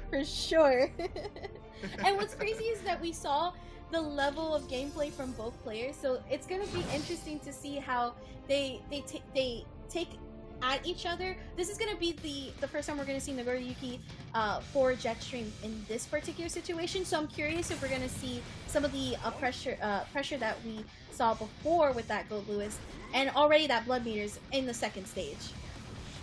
Yeah, no, having at least one level of Blitz is going to be very important, but you want to be in level 2, right, which is exactly where you're at, and unfortunately you're going to pop on this one. Yeah, that's really bad. I had to use the burst right now, and you look at that blood gauge draining the life right there. That is the downside. So now, I mean, Jetstream's going to have to make something happen. Trying to go for the command grab, got the hit, and this is looking like one of Armix's rounds. I mean, it's definitely comebackable, though. Yeah, this is definitely comebackable. Both players have the tools for it. Like right there, for example, the YRC probably coming in clutch here, but the jump dust actually stopping it and crossing up Jetstream. Yeah, and because it's the jump not dust over hit, it took until away they a lot say of it's those over. frames. Yeah, exactly. It took away a lot of those frames, so probably try to press a button, got hit by the far side. Oh, that's a big counter hit. No, full conversion though. Okay, wall stick on this one. No, it's opting to keep the wall alive. I love that decision because you're gonna get a lot more damage out of this situation right here. Yeah, now this is still level 1 Nago Ryuki, meaning that the guts on Nago Ryuki isn't Milia levels yet, so was able to really hold on to all of that damage without having to see or feel like a glass cannon. But right now, in that level 2, very close to fulling on level 3, and bringing out these larger hitboxes moves here. Yeah, the 5H laser beam from full screen can't really use any special moves right now unless something hits. Right there, you can use a Fukio because it did connect. But otherwise, you're going to go into Blood Heat, and that could be a bad situation going into Blood Rage right now because it could be punished. Got the command grab, got the hit. Okay, he's got to make it work right now, and got it with the 6H. Yup, that purple RC was very nicely done, and if you notice, really good blood meter management there as well. Actually slowing down a little bit and being more conscious of those levels. And right now, this is a great knockdown. Gets the OTG, tries to open up with the 2K, but it's slowed down just enough for Armix to burst. Yeah, really trying to crank that wrist gauge right now with all the pressure. Just, yeah, getting all that blood gauge back. Now you're still in level 3 blood heat, so could be pretty bad, but all right, Armix with the hit. You gotta remember, meter is on deck. YRC could be available, but it's gonna go for the hard knockdown. Oh, So much damage, too. Yeah, And that's again, the this nerf is right because- there. Exactly, that's that nerf that we just mentioned. Tries to backdash off of the Rekka. YRC also avoiding the explosion off of the sword. And we do try to just block these anti-air attempts, and wow, that was good for that throw. Yeah, the just blocks were perfect to make that throw happen. You know, when you just block something, it keeps you in range, right? There's no pushback, but oh, wow, you're not gonna get any pushback on that burst because Armix was completely ready for it, taking the first game, and yeah, oh yeah, you best believe it's gonna be close all the way through and through.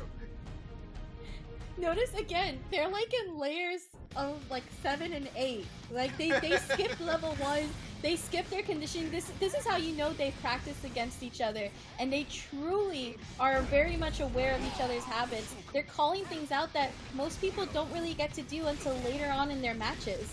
And it's been non-stop one after the other, and Armix being so dominant in this first round again with all of this damage and practically 25% and already gone.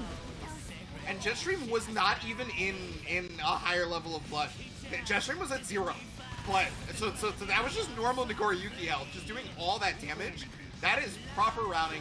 Really good awareness from Armix. And hey, look, awareness right there. Catching the Fukio with the throw, you cannot let those teleports go unanswered. And I mean, that's, again, one of those habit-catching things when you know somebody. Armix now has all this pressure afforded because of the one throw, and you can just see the reward paying off. Wow.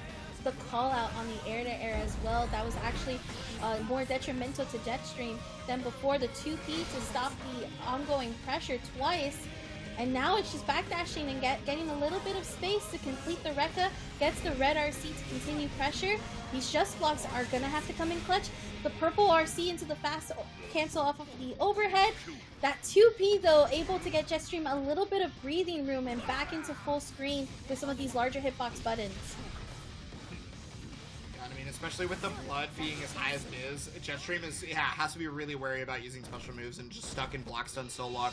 90% of Jetstream's meter that match was used on faultless defense, trying to get Armix away.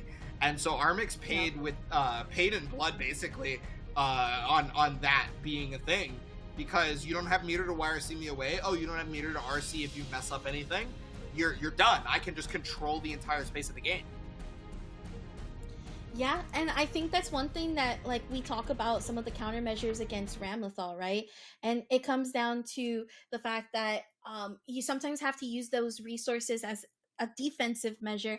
But also notice that more times than not, Armix was very much pressuring, then backing off just a little bit, that to avoid any of, like, the, for example, 2S was a moment that I saw in the corner, and then right back into the Rekka pressure, right back into the sword explosion pressure, and then really forcing Jetstream to choose, okay, either you're gonna block all this time or you're gonna try to jump out. And then at even one point going as far as then to implement that 2K mix that we saw there for the ender. Yeah, I mean, especially when you have the sword on top of you too, that 2K becomes really, really annoying, because you're like, oh, okay, the sword's on top of me, so I should try to 6P in case they use the 5K, and it's like, oh no, they did the 2K, so it goes under by 6P, so I get blown up for it. You know, there's just so many layers to that situation that Armix is able to set up, and it's just really good awareness, right? But oh, the classic Nago start. Okay, so one of the things I always like to talk about with Nago is if he lands a command grab at round start, you've probably lost. I think that's very close. That's definitely the case here. You called it very nicely. The typical Nagoriyuki, that round start just doing a great job, but now Armix gets this pressure to call it back out. But let's see if Jetstream can continue it here, as now it's Jetstream's corner. Jetstream is going nuts right now. You see, Jetstream completely changing up the gameplay. We saw so much defense, so much stoicism before, and now here's the bust out, just going as ham as humanly possible, trying to make everything happen. And Armix looks like they're fighting for their life. You see all these 2Ps just trying to be able to get away. And, oh, that was a beautiful call out. Knowing the frames of Nagoriyuki and and knowing that you do not have to take that. There is a gap there, and you can get away. But you've been on it though, like you mentioned, Jetstream just going way more of an aggressive approach, and I think that was something that you're in your potential final game here, right? You have to make it count, but not gonna be able to connect, but does get the Bloodsucking Universe as the ender, and Jetstream is now on the board with that aggressive playstyle. That is insane, but you know, again, we saw that kind of happen earlier in that first match, but Armix sort of pushed onto this, like, no, you're gonna play slower at my pace, and this time wasn't able to implement that at all. Instead, Jetstream was the one that was more aggressive.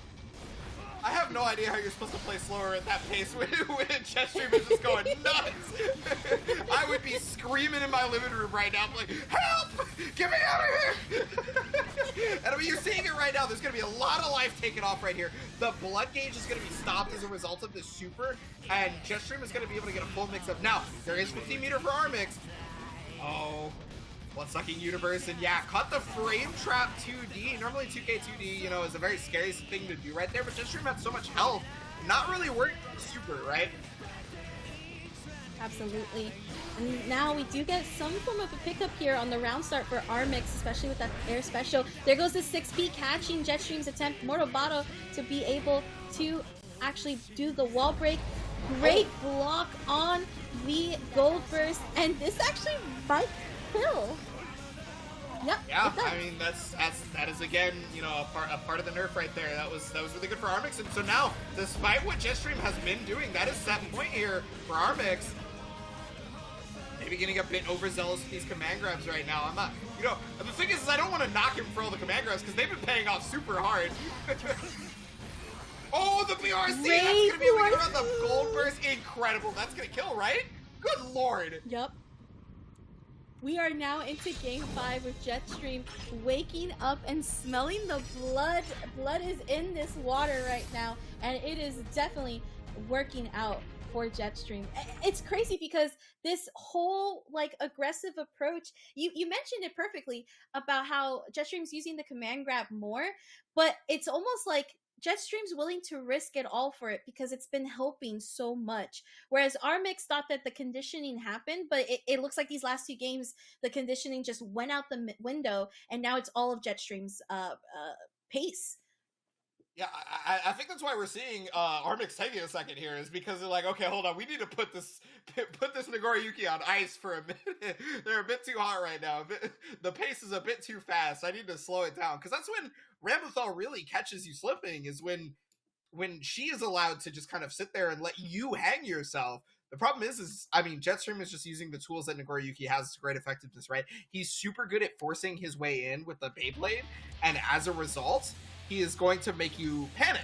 And when you start to panic, you don't know what to do because, oh god, is it close slash? Is it command grab? Am I going to get hit by the 2K2D? What could this be? What do I have to deal with? You the change up in the color? I love this color. This color is probably one of my favorites. Oh, but no! That was a burst safe combo there for Jetstream. You've mentioned it before, like, this is pretty much all of Jetstream's like momentum right now, and it's almost like Armix is just panicking, just like with that burst and just like with that attempt to try to get the far slash out for perfect there, and now it's Jetstream that's on potential set point. Jetstream clearly woke up, like had the coffee, was missing that caffeine or something. I don't know what it is, but good lord, is calling out just about everything perfectly, is managing the blood gauge really well, has the resources to get out when they mess up, but now finally Armix with some offensive pressure can maybe change the tide a little bit. That drop, oh yes, again, a great call out, recognizing that, hey, your stuff is not a true block string. I'm gonna get out of it if I ever keep on. An interesting choice to go first there for Jetstream. This might work. Yep, there goes that purple RC, and then that's going to be able to punish the Mortal Botto attempt. Oh. And wow, Jetstream doing the reverse 3-0 on Armix, fully going the aggressive approach, and not letting Armix even think for a moment. Yeah, well, I mean, Armix was clearly flustered right there because none of that was a combo, by the way. Like, after the Bloodsucking Universe, that close slash connected, and then the far slash was not comboing afterwards. They just got straight counter hit. And so, I guess maybe they were just not ready for the the zoo, if you will, because they were going nuts over there.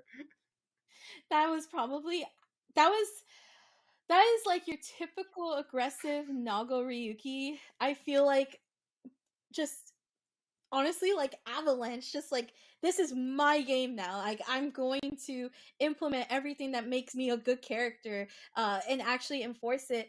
And you know, that's one of those things where we talked about it, right? Like they were both playing in ways that were they sort of like knew each other's habits, so their conditioning was already at a level where they were familiar, right? But now you saw Jetstream like, hold up, I gotta change it up, because if I don't change it up, I'm just gonna end up playing Armix's game, and you don't want to play that game because you're losing to it already.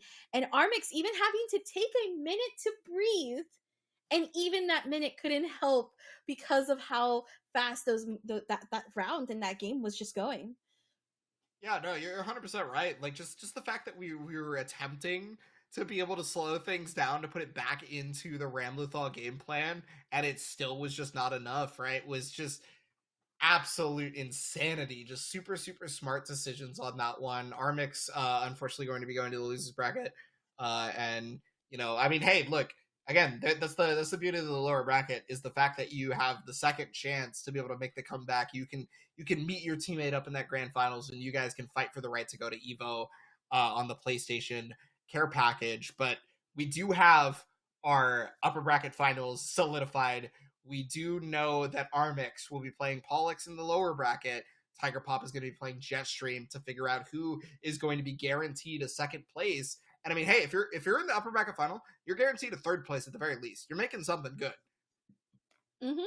I agree with you there, absolutely. And with that, that is definitely something that you are gonna like. This is where you're gonna see a lot of these players really ramp up their potential, because again, the whole goal is to get to Evo, right? That whole idea of actually making your mark at Evo with the game that you are probably been the most competitive in definitely comes into play. But you know where else, before we head off to this break, you can check out some competitive?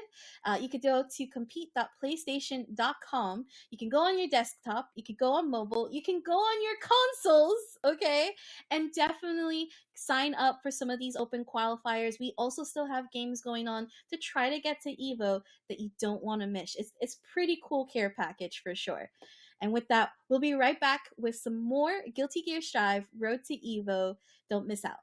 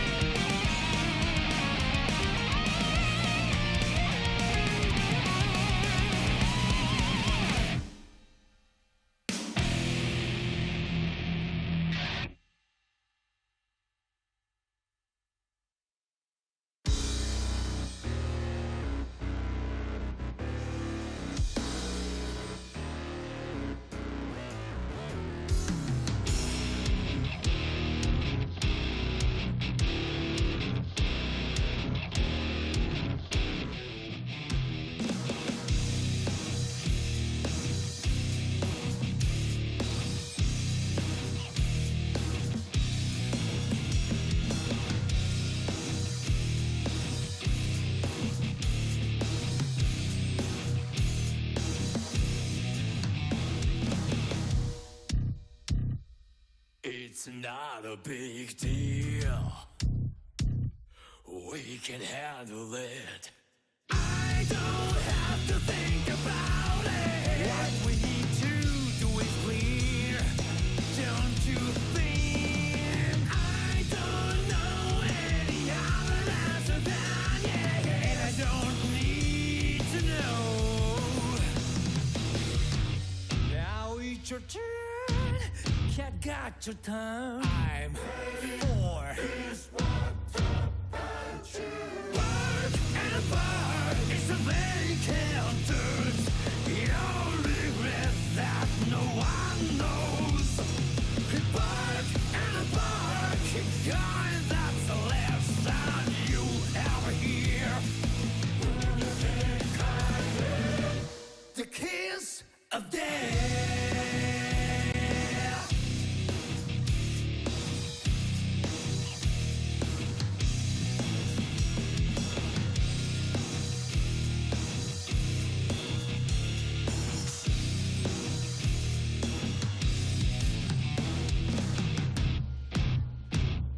I'm sorry about that. You thought it through. I don't have to think about it. Out there those who believe. What about you? When I'm older, do I do anything? I want to keep it that way. Now it's your turn. You got your turn. I'm ready for this one to punch you. Bark and bark is the vacant dirt. Your regret that no one knows. Bark and bark, keep going, that's the last sound you'll ever hear. The kiss of death.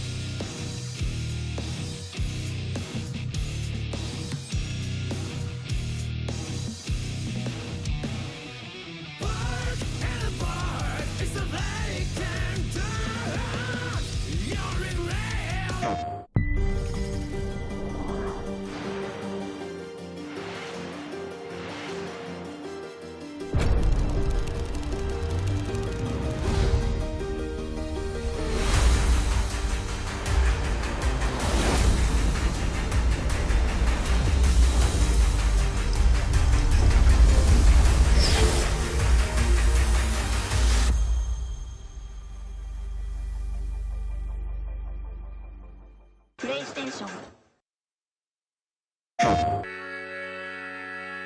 Gaming is defined by moments.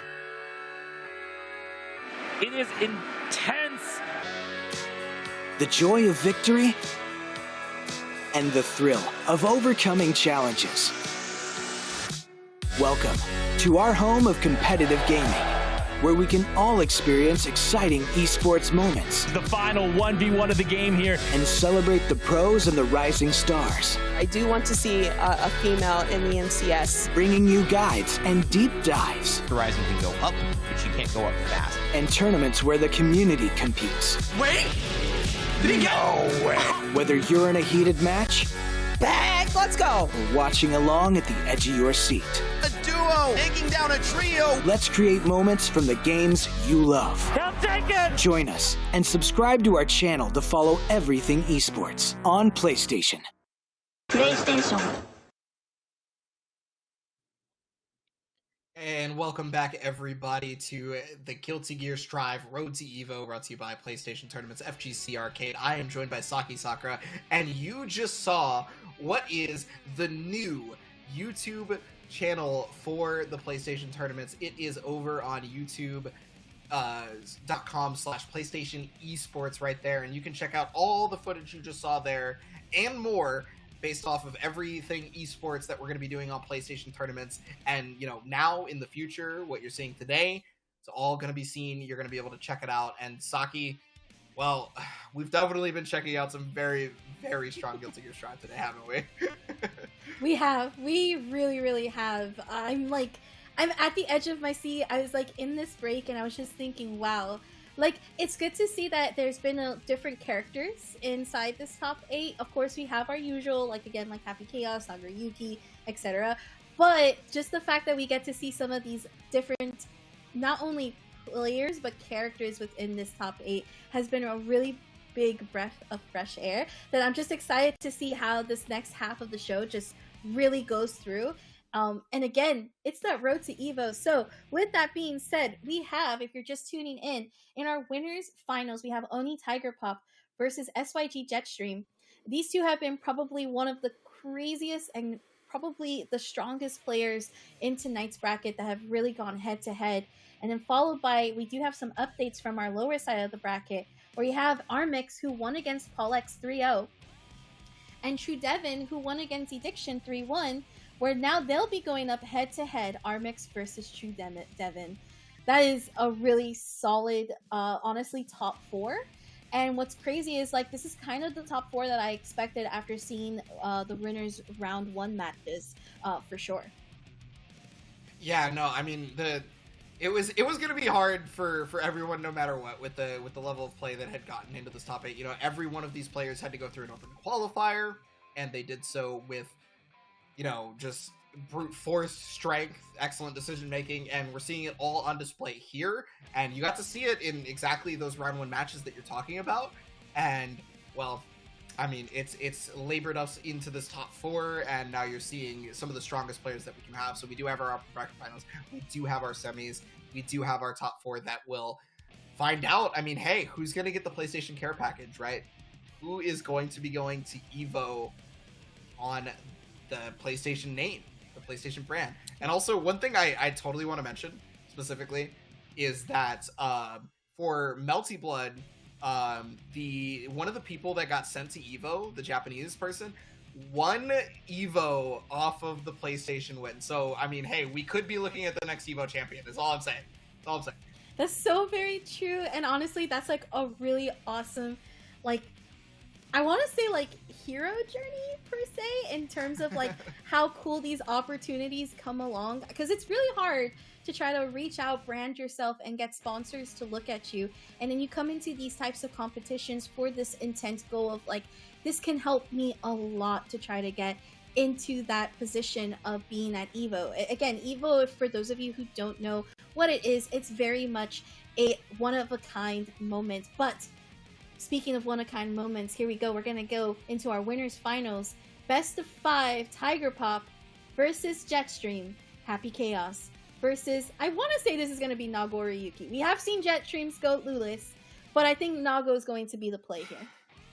I feel like it's so hard to play Gold Lewis versus Happy Chaos. Like, okay, so, like, I know that Happy Chaos has little to zero defensive options, right? Like, he's basically working off of system mechanics. And Gold Lewis loves that. But the problem being is how does Happy Chaos then get in? Or, excuse me, how does Gold Lewis get in before that moment comes up, right? Like, that's the hardest part. Nagoriyuki, we saw earlier before the break exactly how Nagoriyuki gets in. He can just brute force his way in. He doesn't care about anything that you're doing.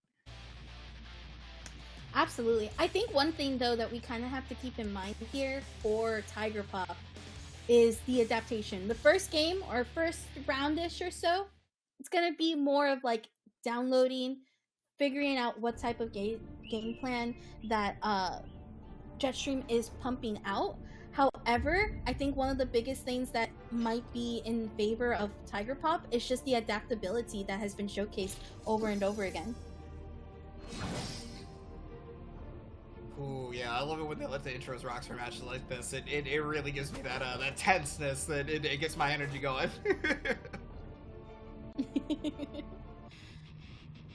It's technically a canon match too, if you think about it. Oh, no, it's not even technically. You're just correct. Like, that's what it is. I mean, you know, Nagoriyuki's none too happy with Happy Chaos for sure. Oh yeah, fighting over the burst to be able to get out of that situation, but TigerPop ready for it. And, you know, you are a little bit of blood, Gage, but the problem is you have the curse, you've got the meter, you've got the bullets, and you probably have the wall break here. Oh, no. Try to go for the wall slump, but didn't recognize that Jetstream was just a bit too high. Yeah, actually going for the full reload, which I actually think that wasn't a bad decision on TigerPop's part, especially considering that Jetstream's on the lower health side. This is now just playing patient and playing really smart against TigerPop, which, like right there with that blue RC, able to really seal this round. So I honestly agree with that reload decision, even though it bounced back. Well, I mean, hey, it's regardless of how it went. I mean, that round was taken by TigerPop. It's got the counter hit right there. That's a really good starter as well, especially with the meter that you've got. You're going to be able to get the bullets back. You got the focus back earlier. Got the hard knockdown going. And, I mean, hey, Nagoriyuki is another character that doesn't have the defensive capability. Is working on system mechanics. But with the bust out on the 2S, got the backdash. Oh, there goes Clone, but still getting hit by the command grab. And now TigerPop in this corner here is going to get hit by that counter slash, and this is death. For sure. Yeah, I mean, and then even if for some reason that wasn't going to kill, that was going to lead into Pop connecting, and that was going to be a 50-50 situation, right? And in Jetstream's favor, it was either going to be high or low, and you just were going to have to deal with it. But oh no, again, another really strong starter right here, forcing the burst. Half the life already gone. The super focus is out. Got the cross up double time. There's no bullets though. That Hold on. double roll. Yeah, that's a great YRC. That double roll is like definitely probably the bane of existence for a lot of players. And right now TigerPop able to get the dust into the follow-up shot. And then we have 2X Machina able to go for damage and the wall break. And now this game goes to TigerPop. Yeah, I definitely agree with you on that roll. I know a lot of people who are like, well, I mean, like, a lot of the time I don't even get to block it. I try to throw it and I just die for it. Yeah, I mean, first game right there, TigerPop. Just excellent resource management. Really good control of, yeah, the Fukio right there. You see it. I mean, the Fukio getting caught is super important in my opinion because, you know, you can show that Jetstream can't move around the stage super easily. Yeah, using the fast RC to create this bounce effect that allowed the heavy shot and then into the wall break. And this was such a dominant round from TigerPop. I think the only damage that was received was ship damage, and that was basically TigerPop's full entire game. And we see it again here, where Jetstream still has access to burst, but it's hard to burst against Happy Chaos, who has most of the combo or good combo routes burst safe. But there goes that gold burst, and now Jetstream with the full bar of meter. Ooh, the 5 slaughter got the hit into the far slash. That's really good because it's going to get rid of a lot of the blood. The YRC is 4th here. But the back throw incident is occurring currently. This could be very, very bad for Jetstream. You're going to have to deal with multiple mix-ups. That was meant to be a YRC, but it's burst safe! It's burst safe! And this is where Jetstream can come out on top. Breaking the wall, goes for the blue RC to slow down time, tries to go for the dust, but still the shots are coming out, and TigerPop has to reload, but doesn't matter, dashes up and grabs, and we are now TigerPop 2-0 versus Jetstream. Really calling out some of these aggressive attempts on Jetstream and really going for a very solid game plan of just meter management, resource management, the whole 9 yards. Yeah, especially baiting out a lot of throws too, just kind of walking forward, shimmying with the backdash afterwards. We're seeing quite a few counter hits as a result. I mean, it's one of those reads that you have on Jetstream as a player if you're TigerPop, right? It's very clear. But there's the burst immediately, already in level 2 blood. If Jetstream is able to get out of this. This is actually very important because, you know, with all that blood, you can really make a lot of chip damage happen. You can really make a lot of damage in general happen. Going for the hard combos. Oh, that last hit actually able to reach TigerPop, but TigerPop's able to get the corner combo carry.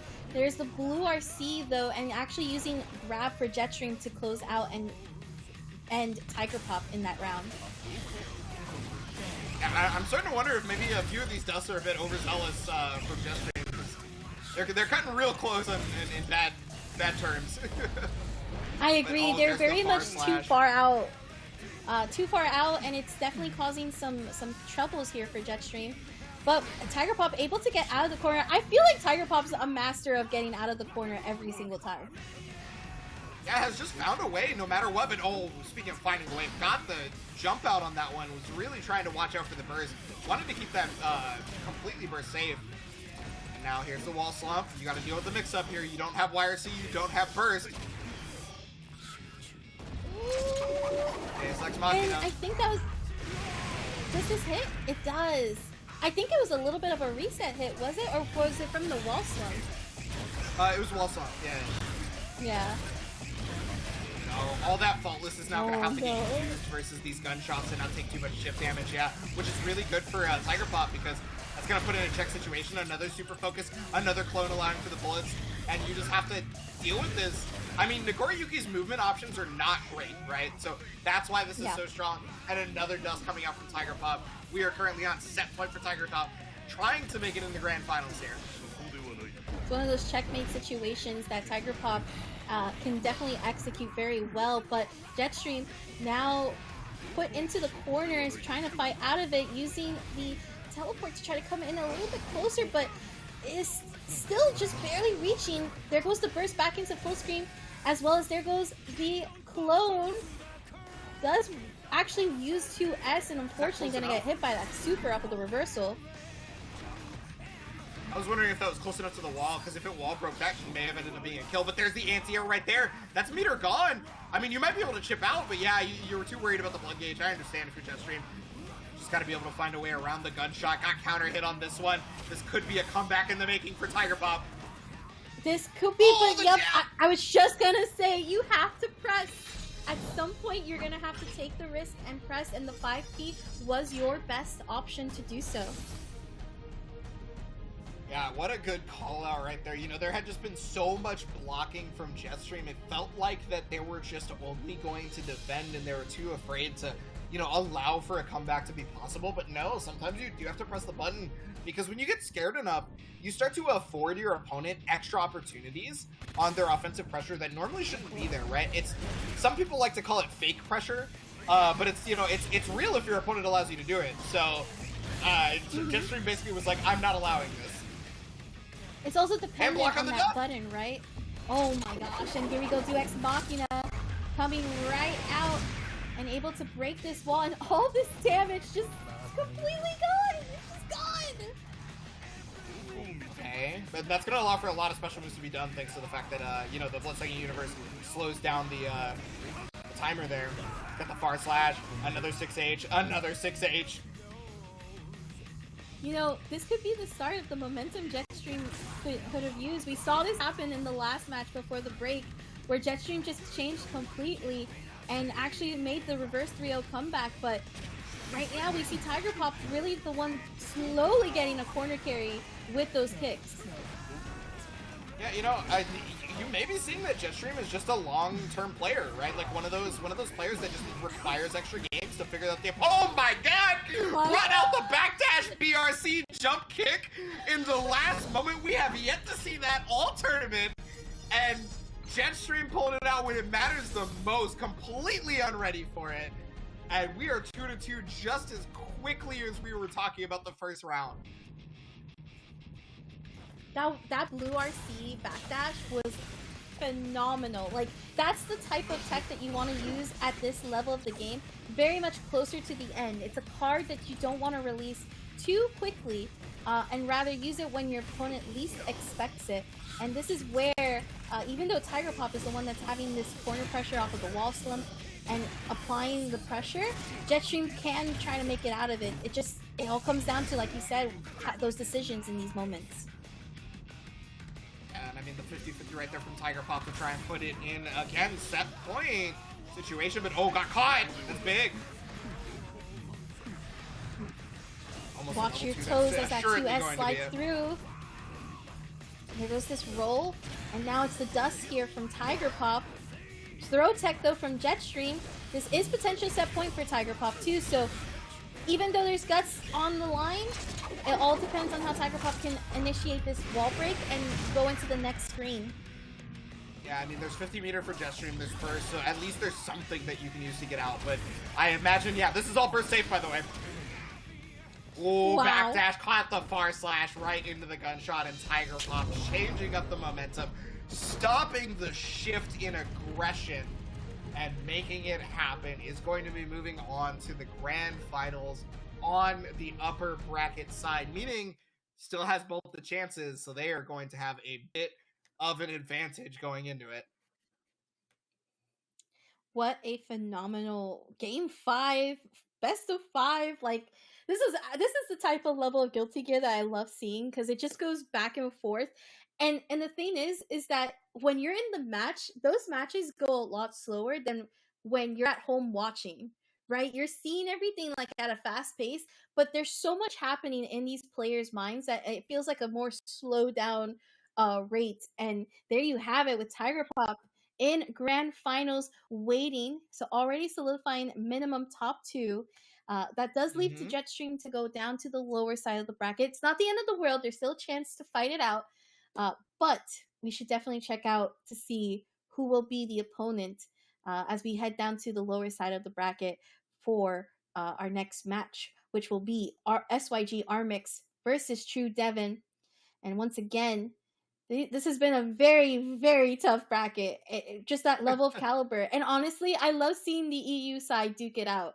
This is great. As an NA player myself, coming from like seeing mostly NA in Japan, this is a great opportunity to see the level of skill in EU. And I can understand why a lot of the times these top 8s in these majors tends to be very populated from EU countries. Yeah, definitely. And I mean, we are moving into the lower bracket side now. We are going to figure out who has the pleasure of fighting Jetstream. Now, we could see the run back from the team kill, or we could see a completely new match with TrueDevin versus Jetstream, which we have yet to see the entire time because they were on opposite sides of the bracket when it ended up happening. However, you know, Armix, TrueDevin, we got to fight that out first. We got to see who's going to get there. And, I mean, these are two players that we've seen, like, a very strong level of control from the entire time, right? And that makes sense considering their character choices. These are two characters that just control the game very, very well. In particular, Ramlethal is very, very good at the mid-range, you know, super hard to deal with in that regard, whereas Zato is a character that's like, all right, I'm either full screen or I'm up in your face, and you shouldn't be able to do anything about either, right? Absolutely. Now, this is Zato versus Ram. We've both seen how TrueDevin plays when it comes to Zato. Some of the biggest highlights, again, if you are just tuning in and you're sort of seeing these players for the first time, has been very methodical, slowing down, using Eddie in a way where it's very much an extension of Zato, which is how it should be, right? That's the puppet character. And as well as Armix, pretty much the anti-air god in this bracket, really calling out some of these air-to-airs as well as these 6Ps and converting phenomenally off of them. No, I'm really glad that you mentioned the anti-air god part because, like, you know, you're just 100% correct. The 6P placement from Armix has been almost perfect in every situation. A lot of jumps just go unanswered by people. Armix is not that kind of person. And I mean, hey, you want to talk about something that should never go unanswered? Stray burst just being met with 75% of the life. There was not something going unanswered there, and that's just going to finish it off here. That is true. If you're not aware, if your opponent is able to block YRC, that is a punishable reaction there. So great job from Armix to call out some of those defensive measures that TrueDevin was trying to do in that moment. But this is the first time we got to see some offensive pressure, even though that whiff command grab happened. Armix whiffing their own throw, and now Armix is the one that's on the side here, actually able to catch TrueDevin off guard and fully get some damage going with the laser overdrive. I mean, there's a meter on deck at the very least for TrueDevin, so it can make the conversion happen. Wow, just barely backdashing the heavy slash, but now the sword is on deck, blocks the overhead. A second one, but no follow-up because there's no meter, there's no sword. I did like the double the dust attempt, but yeah, that cross-up is going to be rough. And there goes this gold burst. This is actually a good decision considering the position that has been for Armix. There goes YRC and the drill though, clashing and moving forward. So the break the law going under the YRC with little Eddie up, trying to make sure that, you know, everything is covered simultaneously. Super good awareness from TrueDevin right now. And, I mean, we're already seeing it. It's definitely looking to be down the wire. The 6B to be able to get out on this one. We have Pierce on deck, and TrueDevin fighting for the life. Has a lot of bar, too. There's finally the overhead. And recognizing that Little Eddie was about to go down, so did the up RC to be able to make it work. Gets the Little Eddie back post-wall break as a result. Yeah, that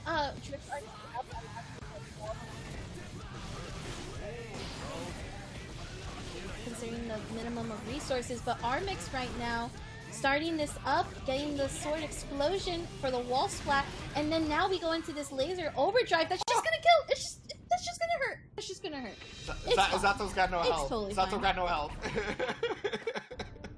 That man bleeds hard. He's got no defense because he's got some of the strongest offense, you know. There's the burst right there. Early on, you know, we've been seeing a lot of early bursts in regards to this this tournament in general.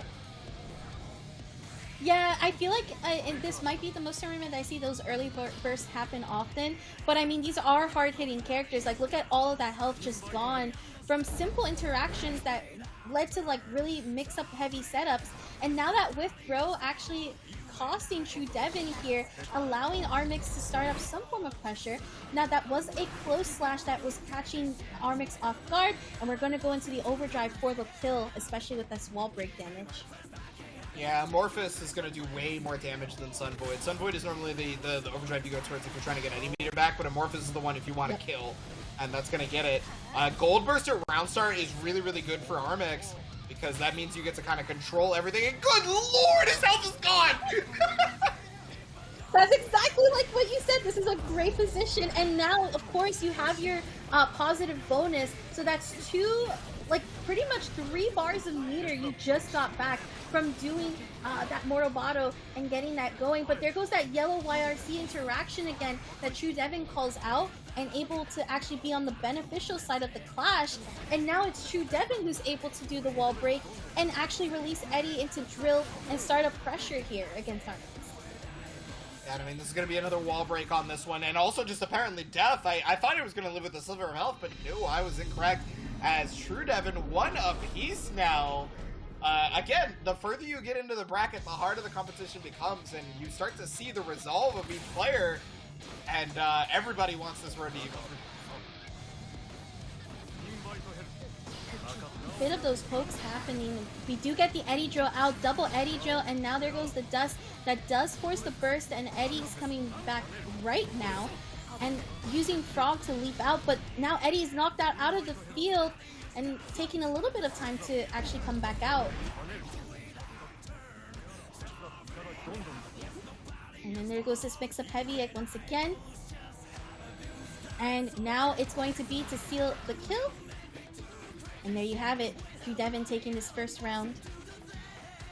Yeah, no, super strong start right there from TrueDevin. It's with all the resources on top of that too, right? Had kept the burst for that. It's got the little Eddie back here just after this knockdown. Now, but Armix with the throw pressure. Now, this throw pressure has worked out really, really well in previous rounds for Armix.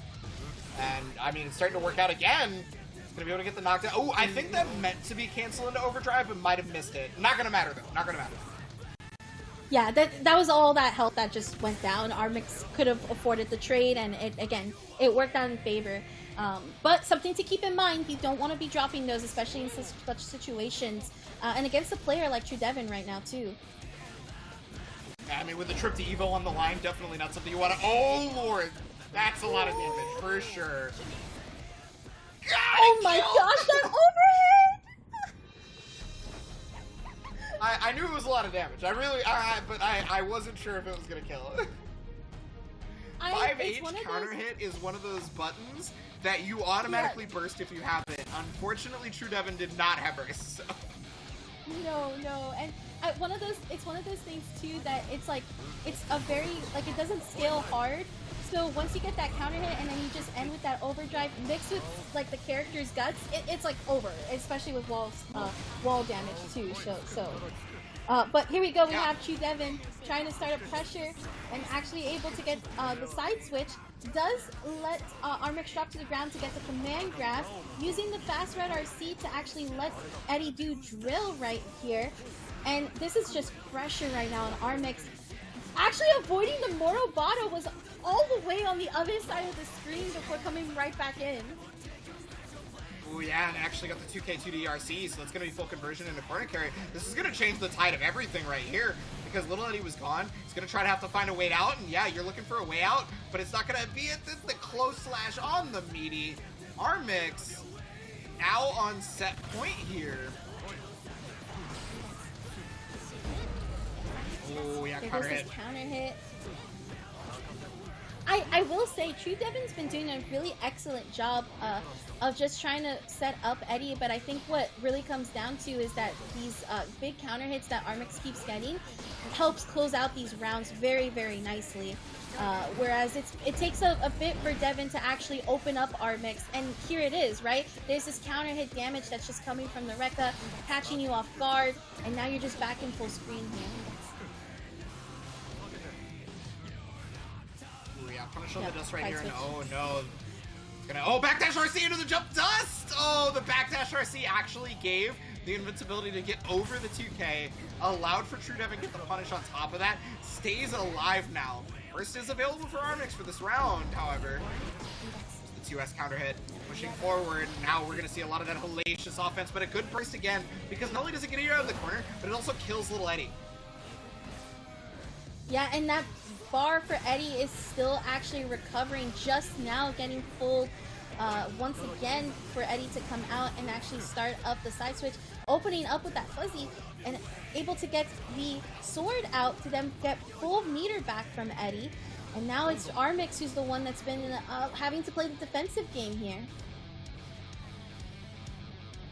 Yeah, well, I mean, you might have to get back into that offense trying to do so, but now the defensive game right back, just like you were talking about, Saki, especially because the RC. Eddie is gone, and there's the Commander. Yeah. That's going to finish it off.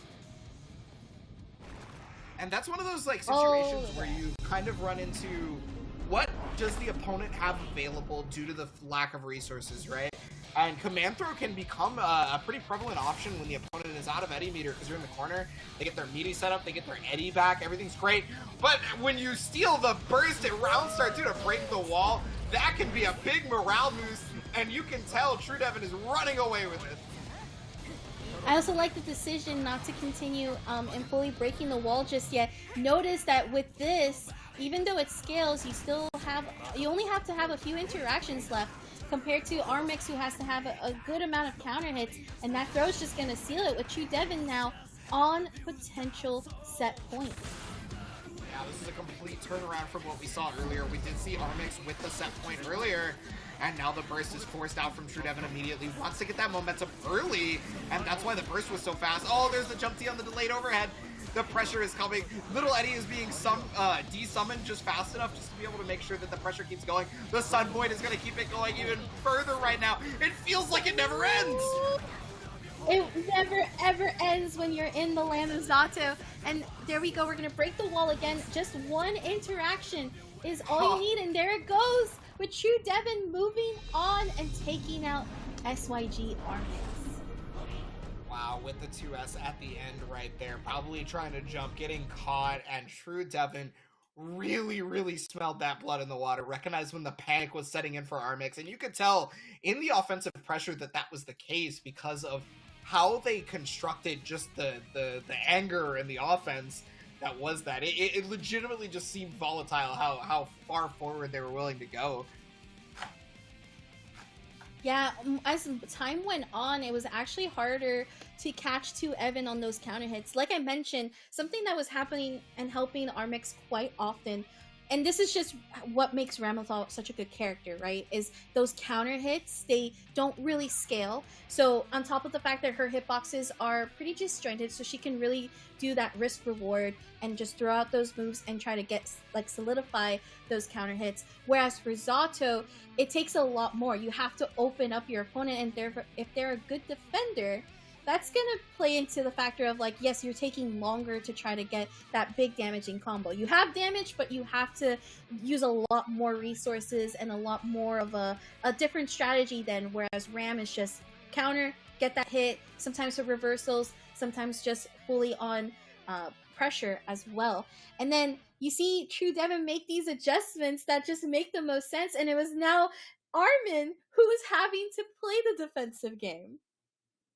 Yeah, and you don't want to be playing the defensive game versus Zato. You don't want to be on the defensive as Ramlethal, because again, another character with just system mechanics is your reversals and whatnot. So it just became snowball after snowball, just rolling down the hill, getting bigger and bigger for TrueDevin, and that's going to move TrueDevin on. We are going to get that match that we have yet to see this tournament right now. As you guys see, Jetstream versus TrueDevin is going to be what's up next, and of course, waiting in the wings, watching at the top of the rafters, sitting in the throne, is TigerPop, trying to figure out who has the worthiness of challenging them between Jetstream and TrueDevin. Yeah, this, the way you said that reminded me of how Happy Chaos was just watching everything unfold and then finally revealing himself in like the whole lore of things. But yeah, it feels that way because TigerPop has played both of these players and has just been dominant, with Jetstream really being the closest one to, like we saw in that bracket, closest one to actually make it a little bit, I think even final round, if I'm not mistaken. So something to keep in mind here, as TrueDevin, both players have the comeback potential. They want that run back, right? Now, it all depends if they get to go home as a third place, second place, or if they can make it back to first place to be able to go to EVO on the PlayStation name. Yeah, well, I mean, you may be winning something regardless of what placing you get, However, it is definitely the bragging rights and the free trip, the free ride, the EVO that you absolutely want. But you gotta do it one match at a time. You can't be thinking about TigerPop just yet. You have to think about TrueDevin versus Jetstream, right? They have to think about each other because we haven't yet seen this, but each player has had a chance to watch each other's matches at some point during this broadcast, if they so chose. So, there could be some early attempts at some things to try and get around what each player might normally do. What we've noticed from Jetstream in particular, though, is that he's a late bloomer, if you will. He starts out the game trying to gather as much information as possible, and then when the set gets real close, that's when that information starts to come into play. I 100% agree with you. I think that's a big analysis, what we've seen from Jetstream. Now there's TrueDevin, though, who's also been a really good on-the-fly adapter, right? Like, has been able to just be on top of adapting to the players' tendencies, conditioning. This was a great mix-up here, or cross-up rather, where now it's the command grab and Jetstream getting caught into it. Ooh, yeah, that situation is not something you can backdash, as the 2S is actually going to be able to catch it, which is what Jetstream tried to do, unfortunately getting away. That's just a hard read right there from TrueDevin. Oh, but the overhead on top of that, too. And there's the wall splat. Jetstream fighting on the back foot from the jump, honestly. Ooh, I like that purple RC to continue with the 2S. Now, of course, that is going to be burst, but at least with that, now Eddie comes back here, and this is a great catch on Jetstream, or rather on TrueDevin's end from Jetstream, where it's just been catching backdash after backdash and then converting off of it each time for some big damage. Yeah, 100%. I mean, just about every time that a backdash has been caught, it was either round ending or TrueDevin had the meter on Eddie to be able to convert off of it, right? So it wasn't just, oh, I just got a 2S and a drill. No, I got a 2S, drill, there's a piercer, I took you all the way to the corner, and now you have to deal with my stuff. Oh, I really like that 6P, I believe, because that allowed to get rid of Eddie. And now it's TrueDevin who's in the corner. And look at just the spacing here from Jetstream. And the conversion off of the 5P, and that was burst safe as well. That wasn't just burst safe. He specifically knew that he was going to burst, because you don't do 2H into Fukio there expecting a full combo. The gravity is too much. So you would have to expect a burst to happen if you want to get more damage off of it. Otherwise, you would just do all the far slash hits. So Jetstream had a hard read on that one, in my opinion. Yeah, that's the, again, level of caliber. This is what you're supposed to do at this stage of the tournament. With TrueDevin, though, able to wall break fully and actually able to get the bar of meter back for Eddie. Counter hit after counter hit, and very wise decision for Jetstream to hold on to the burst. once again, we're going into this next round where it's full, has actual potential to be used in a better place here. Yeah, most definitely. You definitely don't want to be hero bursting at this stage of the game. That burst is far too valuable to miss. But there it is, the dust right into 6H after the close slash. That's going to finish it off, yeah. I mean, normally Nago does a lot of damage. That's just like the normal thing. But it's also Nago just hitting Zato, so it's even worse. That was actually a full-on Jetstream round. Like, wow. And, oh, the teleport. Actually able to call out the burst once again. That's like a 2 for 2 on just some really good reads here from Jetstream. Yeah, now has to deal with the little eddy pressure, so it's gone. There is 50 meter too. You can just go for a Beyblade at any point, and it could just be completely, yeah, out of nowhere, and then you're slowed down. That's a straight punish because there was a double jump there. So you do have landing recovery if you do an action in the air, and Jetstream wisely capitalizing on that. Trying to use the fly swatter to be able to catch Zato too. Indeed, I think there was also hopefully, great backdash actually to avoid both the 2K and then of course the snakes at the end of it. Most people don't know that to actually backdash is sometimes some of that best chance. And with the blood burst, actually pushing TrueDevin back to full screen. This is very much a pixel of health though for Jetstream that can lead into anything right now if not careful. Oh, yep, but yeah. There it goes. TrueDevin knew that like there's no health left, right? So you just take a gamble on a 5P, and if your media isn't real, then you win. So there it is, pushed all the way to the corner. The command grab is already active, and I mean, what's the golden rule? Is if you let him get a command grab so early, there is a good chance he might just take the whole game from that alone. Oh, a lot of the P's. Ooh, yeah, has to I cancel like directly that into super. That was a great way to connect super. You're going to be able to wall break with this. That's also really good damage too. So again, few interactions that you have to worry about. You do have to keep in mind about the burst though. You don't want to give this full stick of butter. And yet both players still sticking with their bursts in the next round. Yeah, completely out of nowhere on that dust. You know, before I was talking about being overzealous on the dust, but it seems like Jetstream has got the spacing a lot better. Another command grab. The pressure is on now. And there it is. All of the specials are being exuded, and another dust on this one. We're even getting the combo filler dust. We got the 2H just trying to finish it off. Wow. And there it is, 2-1 with a perfect. That was like, I would say a back-to-back perfect in a sense, because of how fast those rounds felt, especially this game.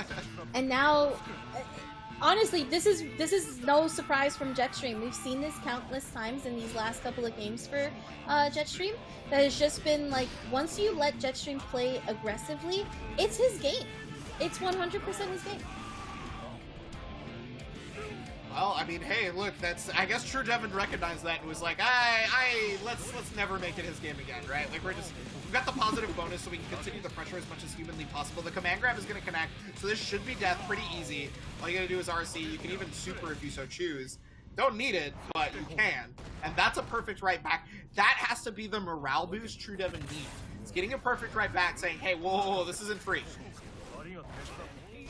Yeah, sometimes those are those motivating factors, and both players are playing really strongly in mental capacity as well, so definitely agree with you there. That is a burst though that I'm not too sure if I do agree with or was trying to call out something, and this is where Jetstream can easily now continue on with the Naga repeat pressure. Yeah, I mean, basically at this point, TrueDevin wants to prolong this game as much as possible if they don't feel like they can win, because they want to be able to get as much burst meter back. Honestly, taking the gold burst could be really good, because if you lose this round, your opponent will also be without burst next round. Yeah, there is that blue RC attempt to try to boost a little bit of that momentum moving forward from the super jump, but the double slash on TrueDevin actually is going to let Jetstream close it out. I think that wall bounce was on purpose. No, I definitely think they attempted. Well, so like, if you think about it though, because TrueDevin had no health left. Any singular hit was going to kill. They would have just won the round off of it. I'm not 100% sure that you want a wall bounce there, because of you know, you let your opponent out and you give them the second chance. That is true. That is fair. Definitely, I could be wrong. It definitely relies on how you respond after the wall bounce as well. But there goes this dust here, the YRC preventing it from happening. TrueDevin, though, getting hit by this YRC, and it's gonna be very dicey right now. This is damage that you don't want to take. Has gotten a lot of it going right now. TrueDevin, it's not a hard knockdown, luckily for TrueDevin, so he's going to be able to try to put that offensive pressure back in and finds the YRC is Jetstream. Oh, caught the burst and everything. That's going to do it right there. Jetstream calling it all out.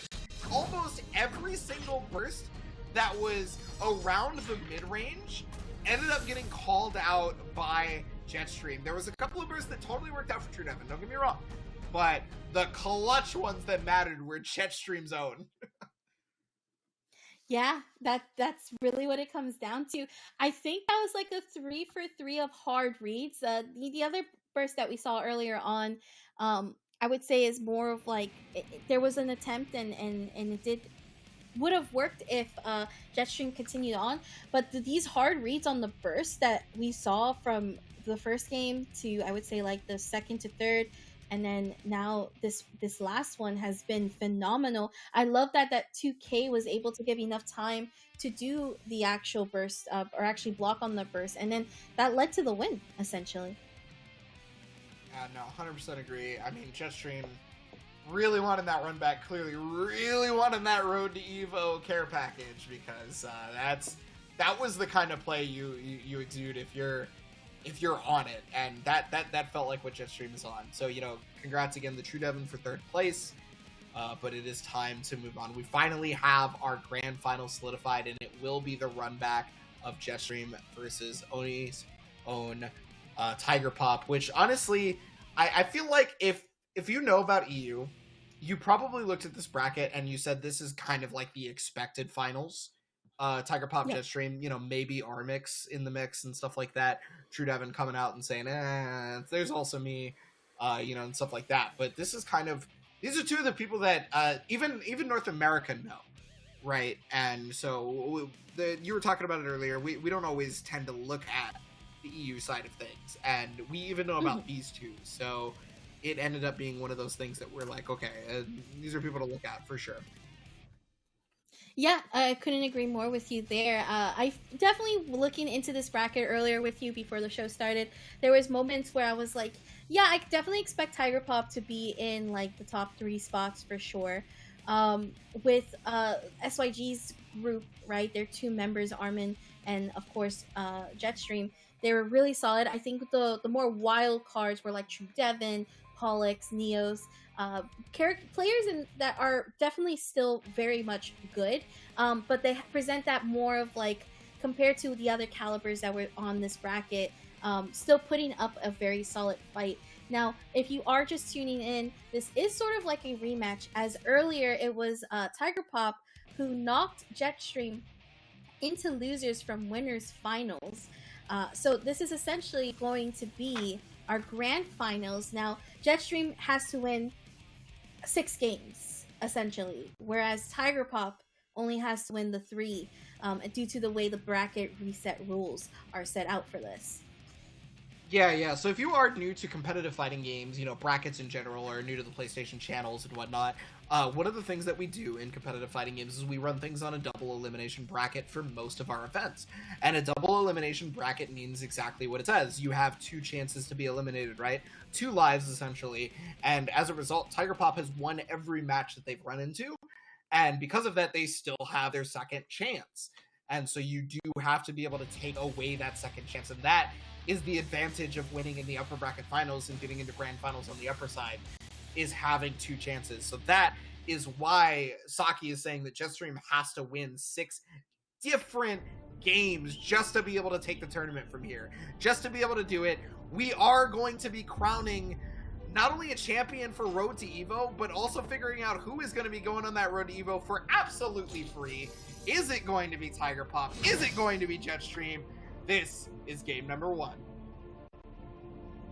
Yeah, I agree with you there. We're gonna let these intros rock, but this is probably going to be Jetstream's, I think, most challenging. I feel like with the way Jetstream survives these long matches, it's capable. It's definitely very much capable of being able to do so. Possible for Jetstream to do so. Yeah, well, I mean, strong start right now has basically stopped TigerPop at most avenues, and as soon as I say that, TigerPop finally finding a way out. You know, Saki, you mentioned in a previous set with TigerPop, actually the previous set with Jetstream, that TigerPop just finds the ways out of the corner like no one else has always figured out a way to get away. I feel like out of all of the times that I see TigerPop in the corner, has just been like the one to get out of it. And look, not just get out of it, capitalizing off of the fact that I got out of it. Now you're in my territory. You're here. I'm the one that's going to be applying the pressure and actually applying the tough time here. And look at this blue RC to really catch Jetstream off guard, where you would think, oh, you're in the corner, you're dead already. No, TigerPop got out of it and was able to win that round because of it. Yeah, no, I mean, that's gonna be what Jetstream has to figure out, basically, is how do we continue to keep TigerPop in the corner at all times, right? Because you can get him there. That's the easy part. It's keeping him there and stopping his movement, stopping whatever he wants to do. That's the hard part. You're seeing that right now. The 6H on the OTG to try and get extra, but finding a way out with the 2S. I don't know what it is. It could be a hard read on Jetstream's habits, but if that's the case, TigerPop is just getting out of the corner based off buttons and understanding his opponent so well. I think it's also too that like Jetstream has been a little bit more patterned or conditioned. We did see an attempt to try to keep TigerPop in the corner, and of course that was Jetstream's round. But I think what really comes down to it here is that TigerPop really changes the options on some of the both defensive and offensive, that if you're not aware and you're not staying on top of things, Jetstream's gonna have a tough time. We are gonna go into the Dew Ex Machina. While this is full screen, Jetstream's not gonna be able to punish, so this is pretty much a free resource time for TigerPop, as you can see with now only 3 bullets. Yeah, when you activate Deus Ex Machina, you do get all of your bullets back, every single one of them. So that's one of the reasons why TigerPop felt like doing it full screen was safe. Now going to be able to get the full conversion off of this thanks to the BRC, and that's going to be the first game. It may have been a lot closer than previous games, but it's still TigerPop show at the moment. Yep, I agree with you there. One thing I also wanted to mention too is the understanding of how to utilize some of these roaming cancels, including the blue roaming cancel. It's been, I think, a big part of why TigerPop gets out of this corner so well. And now Jetstream's the one that is going to have to try to keep TigerPop in this corner. There are some of these attempts as TigerPop tries to jump in place and starts up pressure. There goes the roll, and there you have it. TigerPop out of the corner and already starting up pressure, mixing Jetstream up with these cross-up attempts. And it's just a matter of like reloading the bullets. There goes the blue RC, opening up with the overhead, and there you have it. TigerPop able to clear out this round. That's one of the hardest parts about dealing with Happy Chaos on pressure so much, is that not only is the blue RC available to slow you down, so you literally have to deal with the pressure, but also the gunshots, right? So every time he's got a bullet out and the reticule's on top of you, you can't easily press a button without being, you know, at the possible mercy of Happy Chaos. Now, I mean, finding a button is Jetstream Sam this time. The backdash BRC to be able to get away from the command throw, forcing the burst so that they keep pressure. But there it is, trying to find a way out of the corner again. Oh, caught it. I like yeah, that there was there was that 2P attempt, and then instead, Jetstream was able to actually capitalize it. That's something that has worked out, but notice that TigerPop has done it like only a few times. And those are like what we could probably say like TigerPop trying to get out frantically, and it's very few times that we actually see that.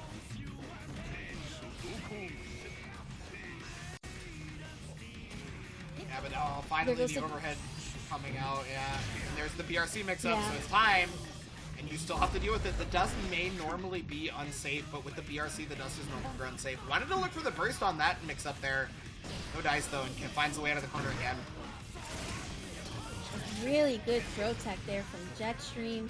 Oh, finally using burst, but Jetstream was prepared for it. TigerPop waking up, grabbing. Not sure if that was intended. I think was probably expecting, if anything, a more like a close slash or a dash in, but instead Jetstream very much ready to punish for it, and now it's tied 1-1.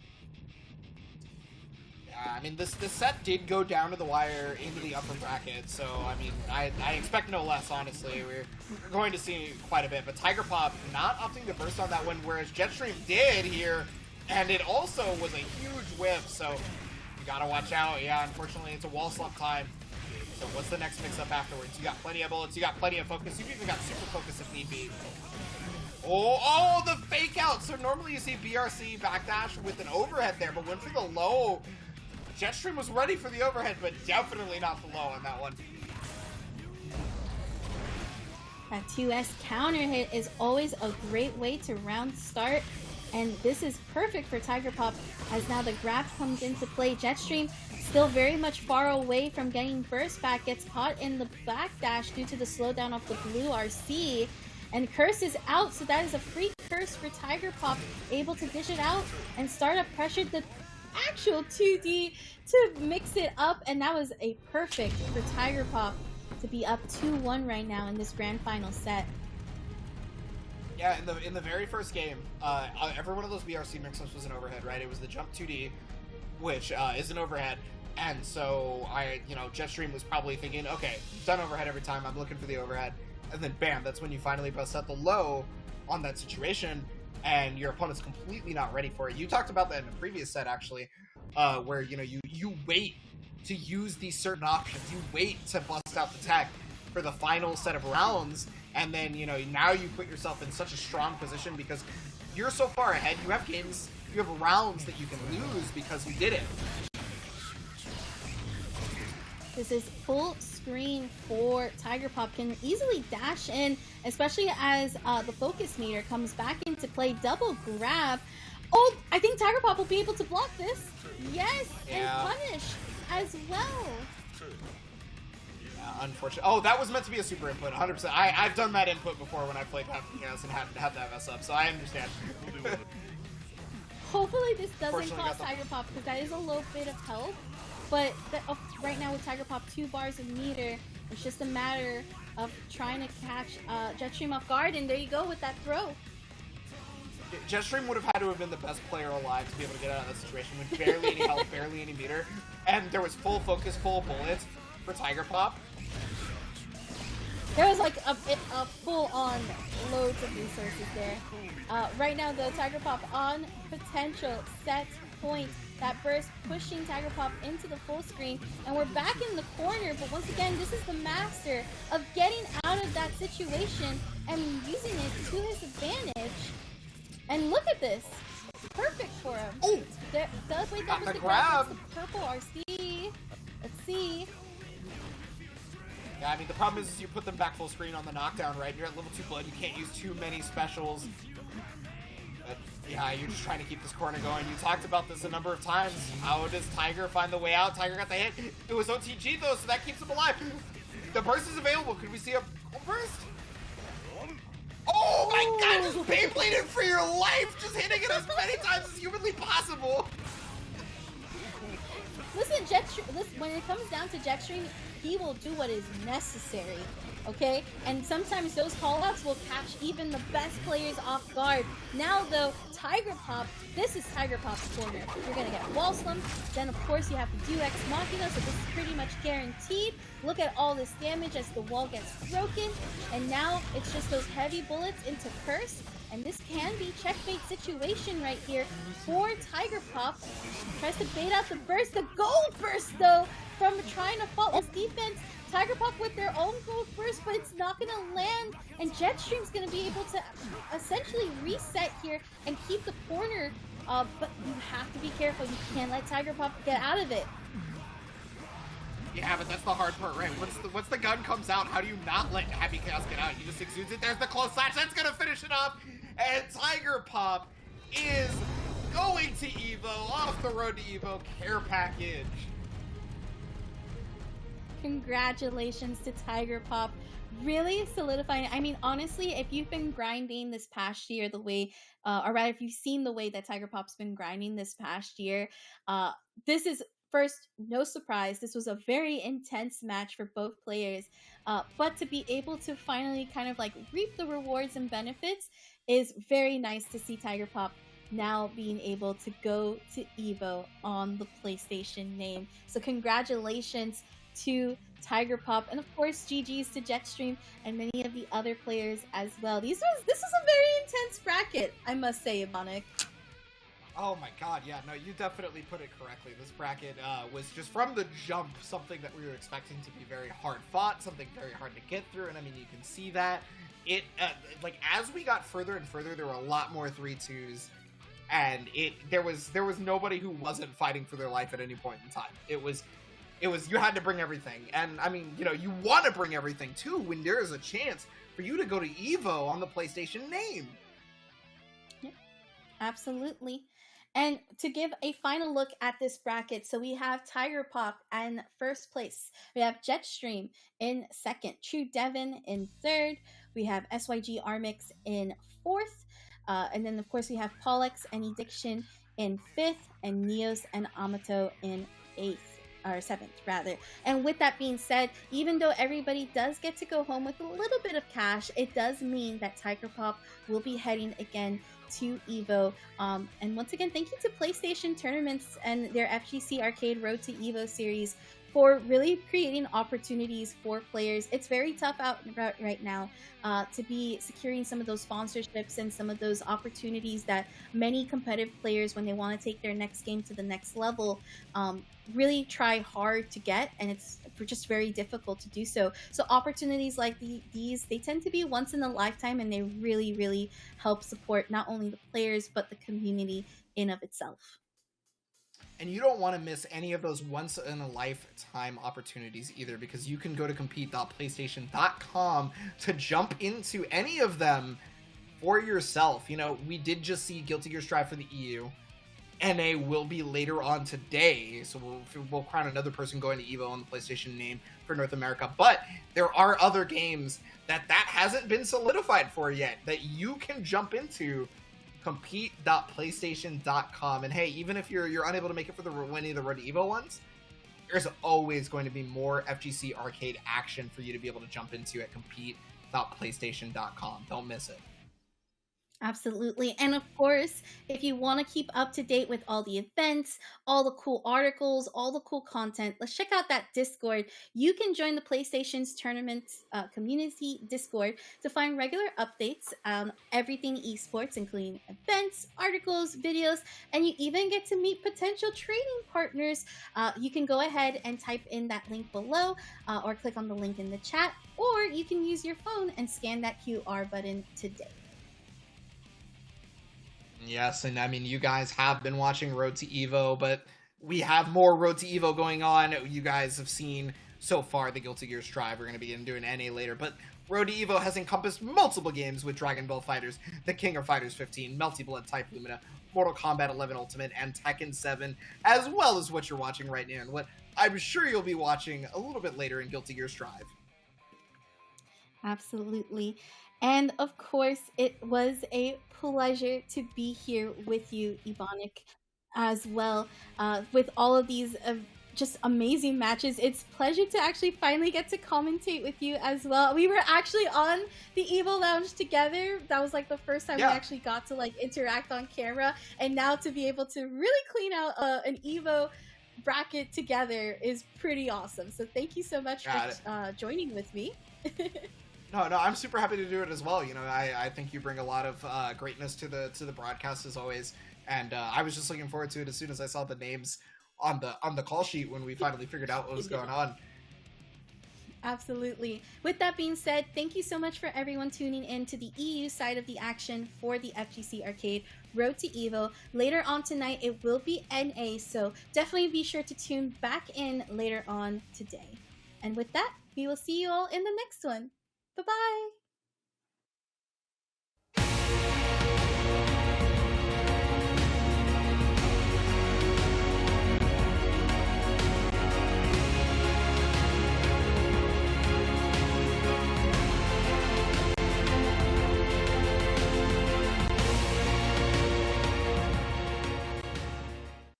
PlayStation.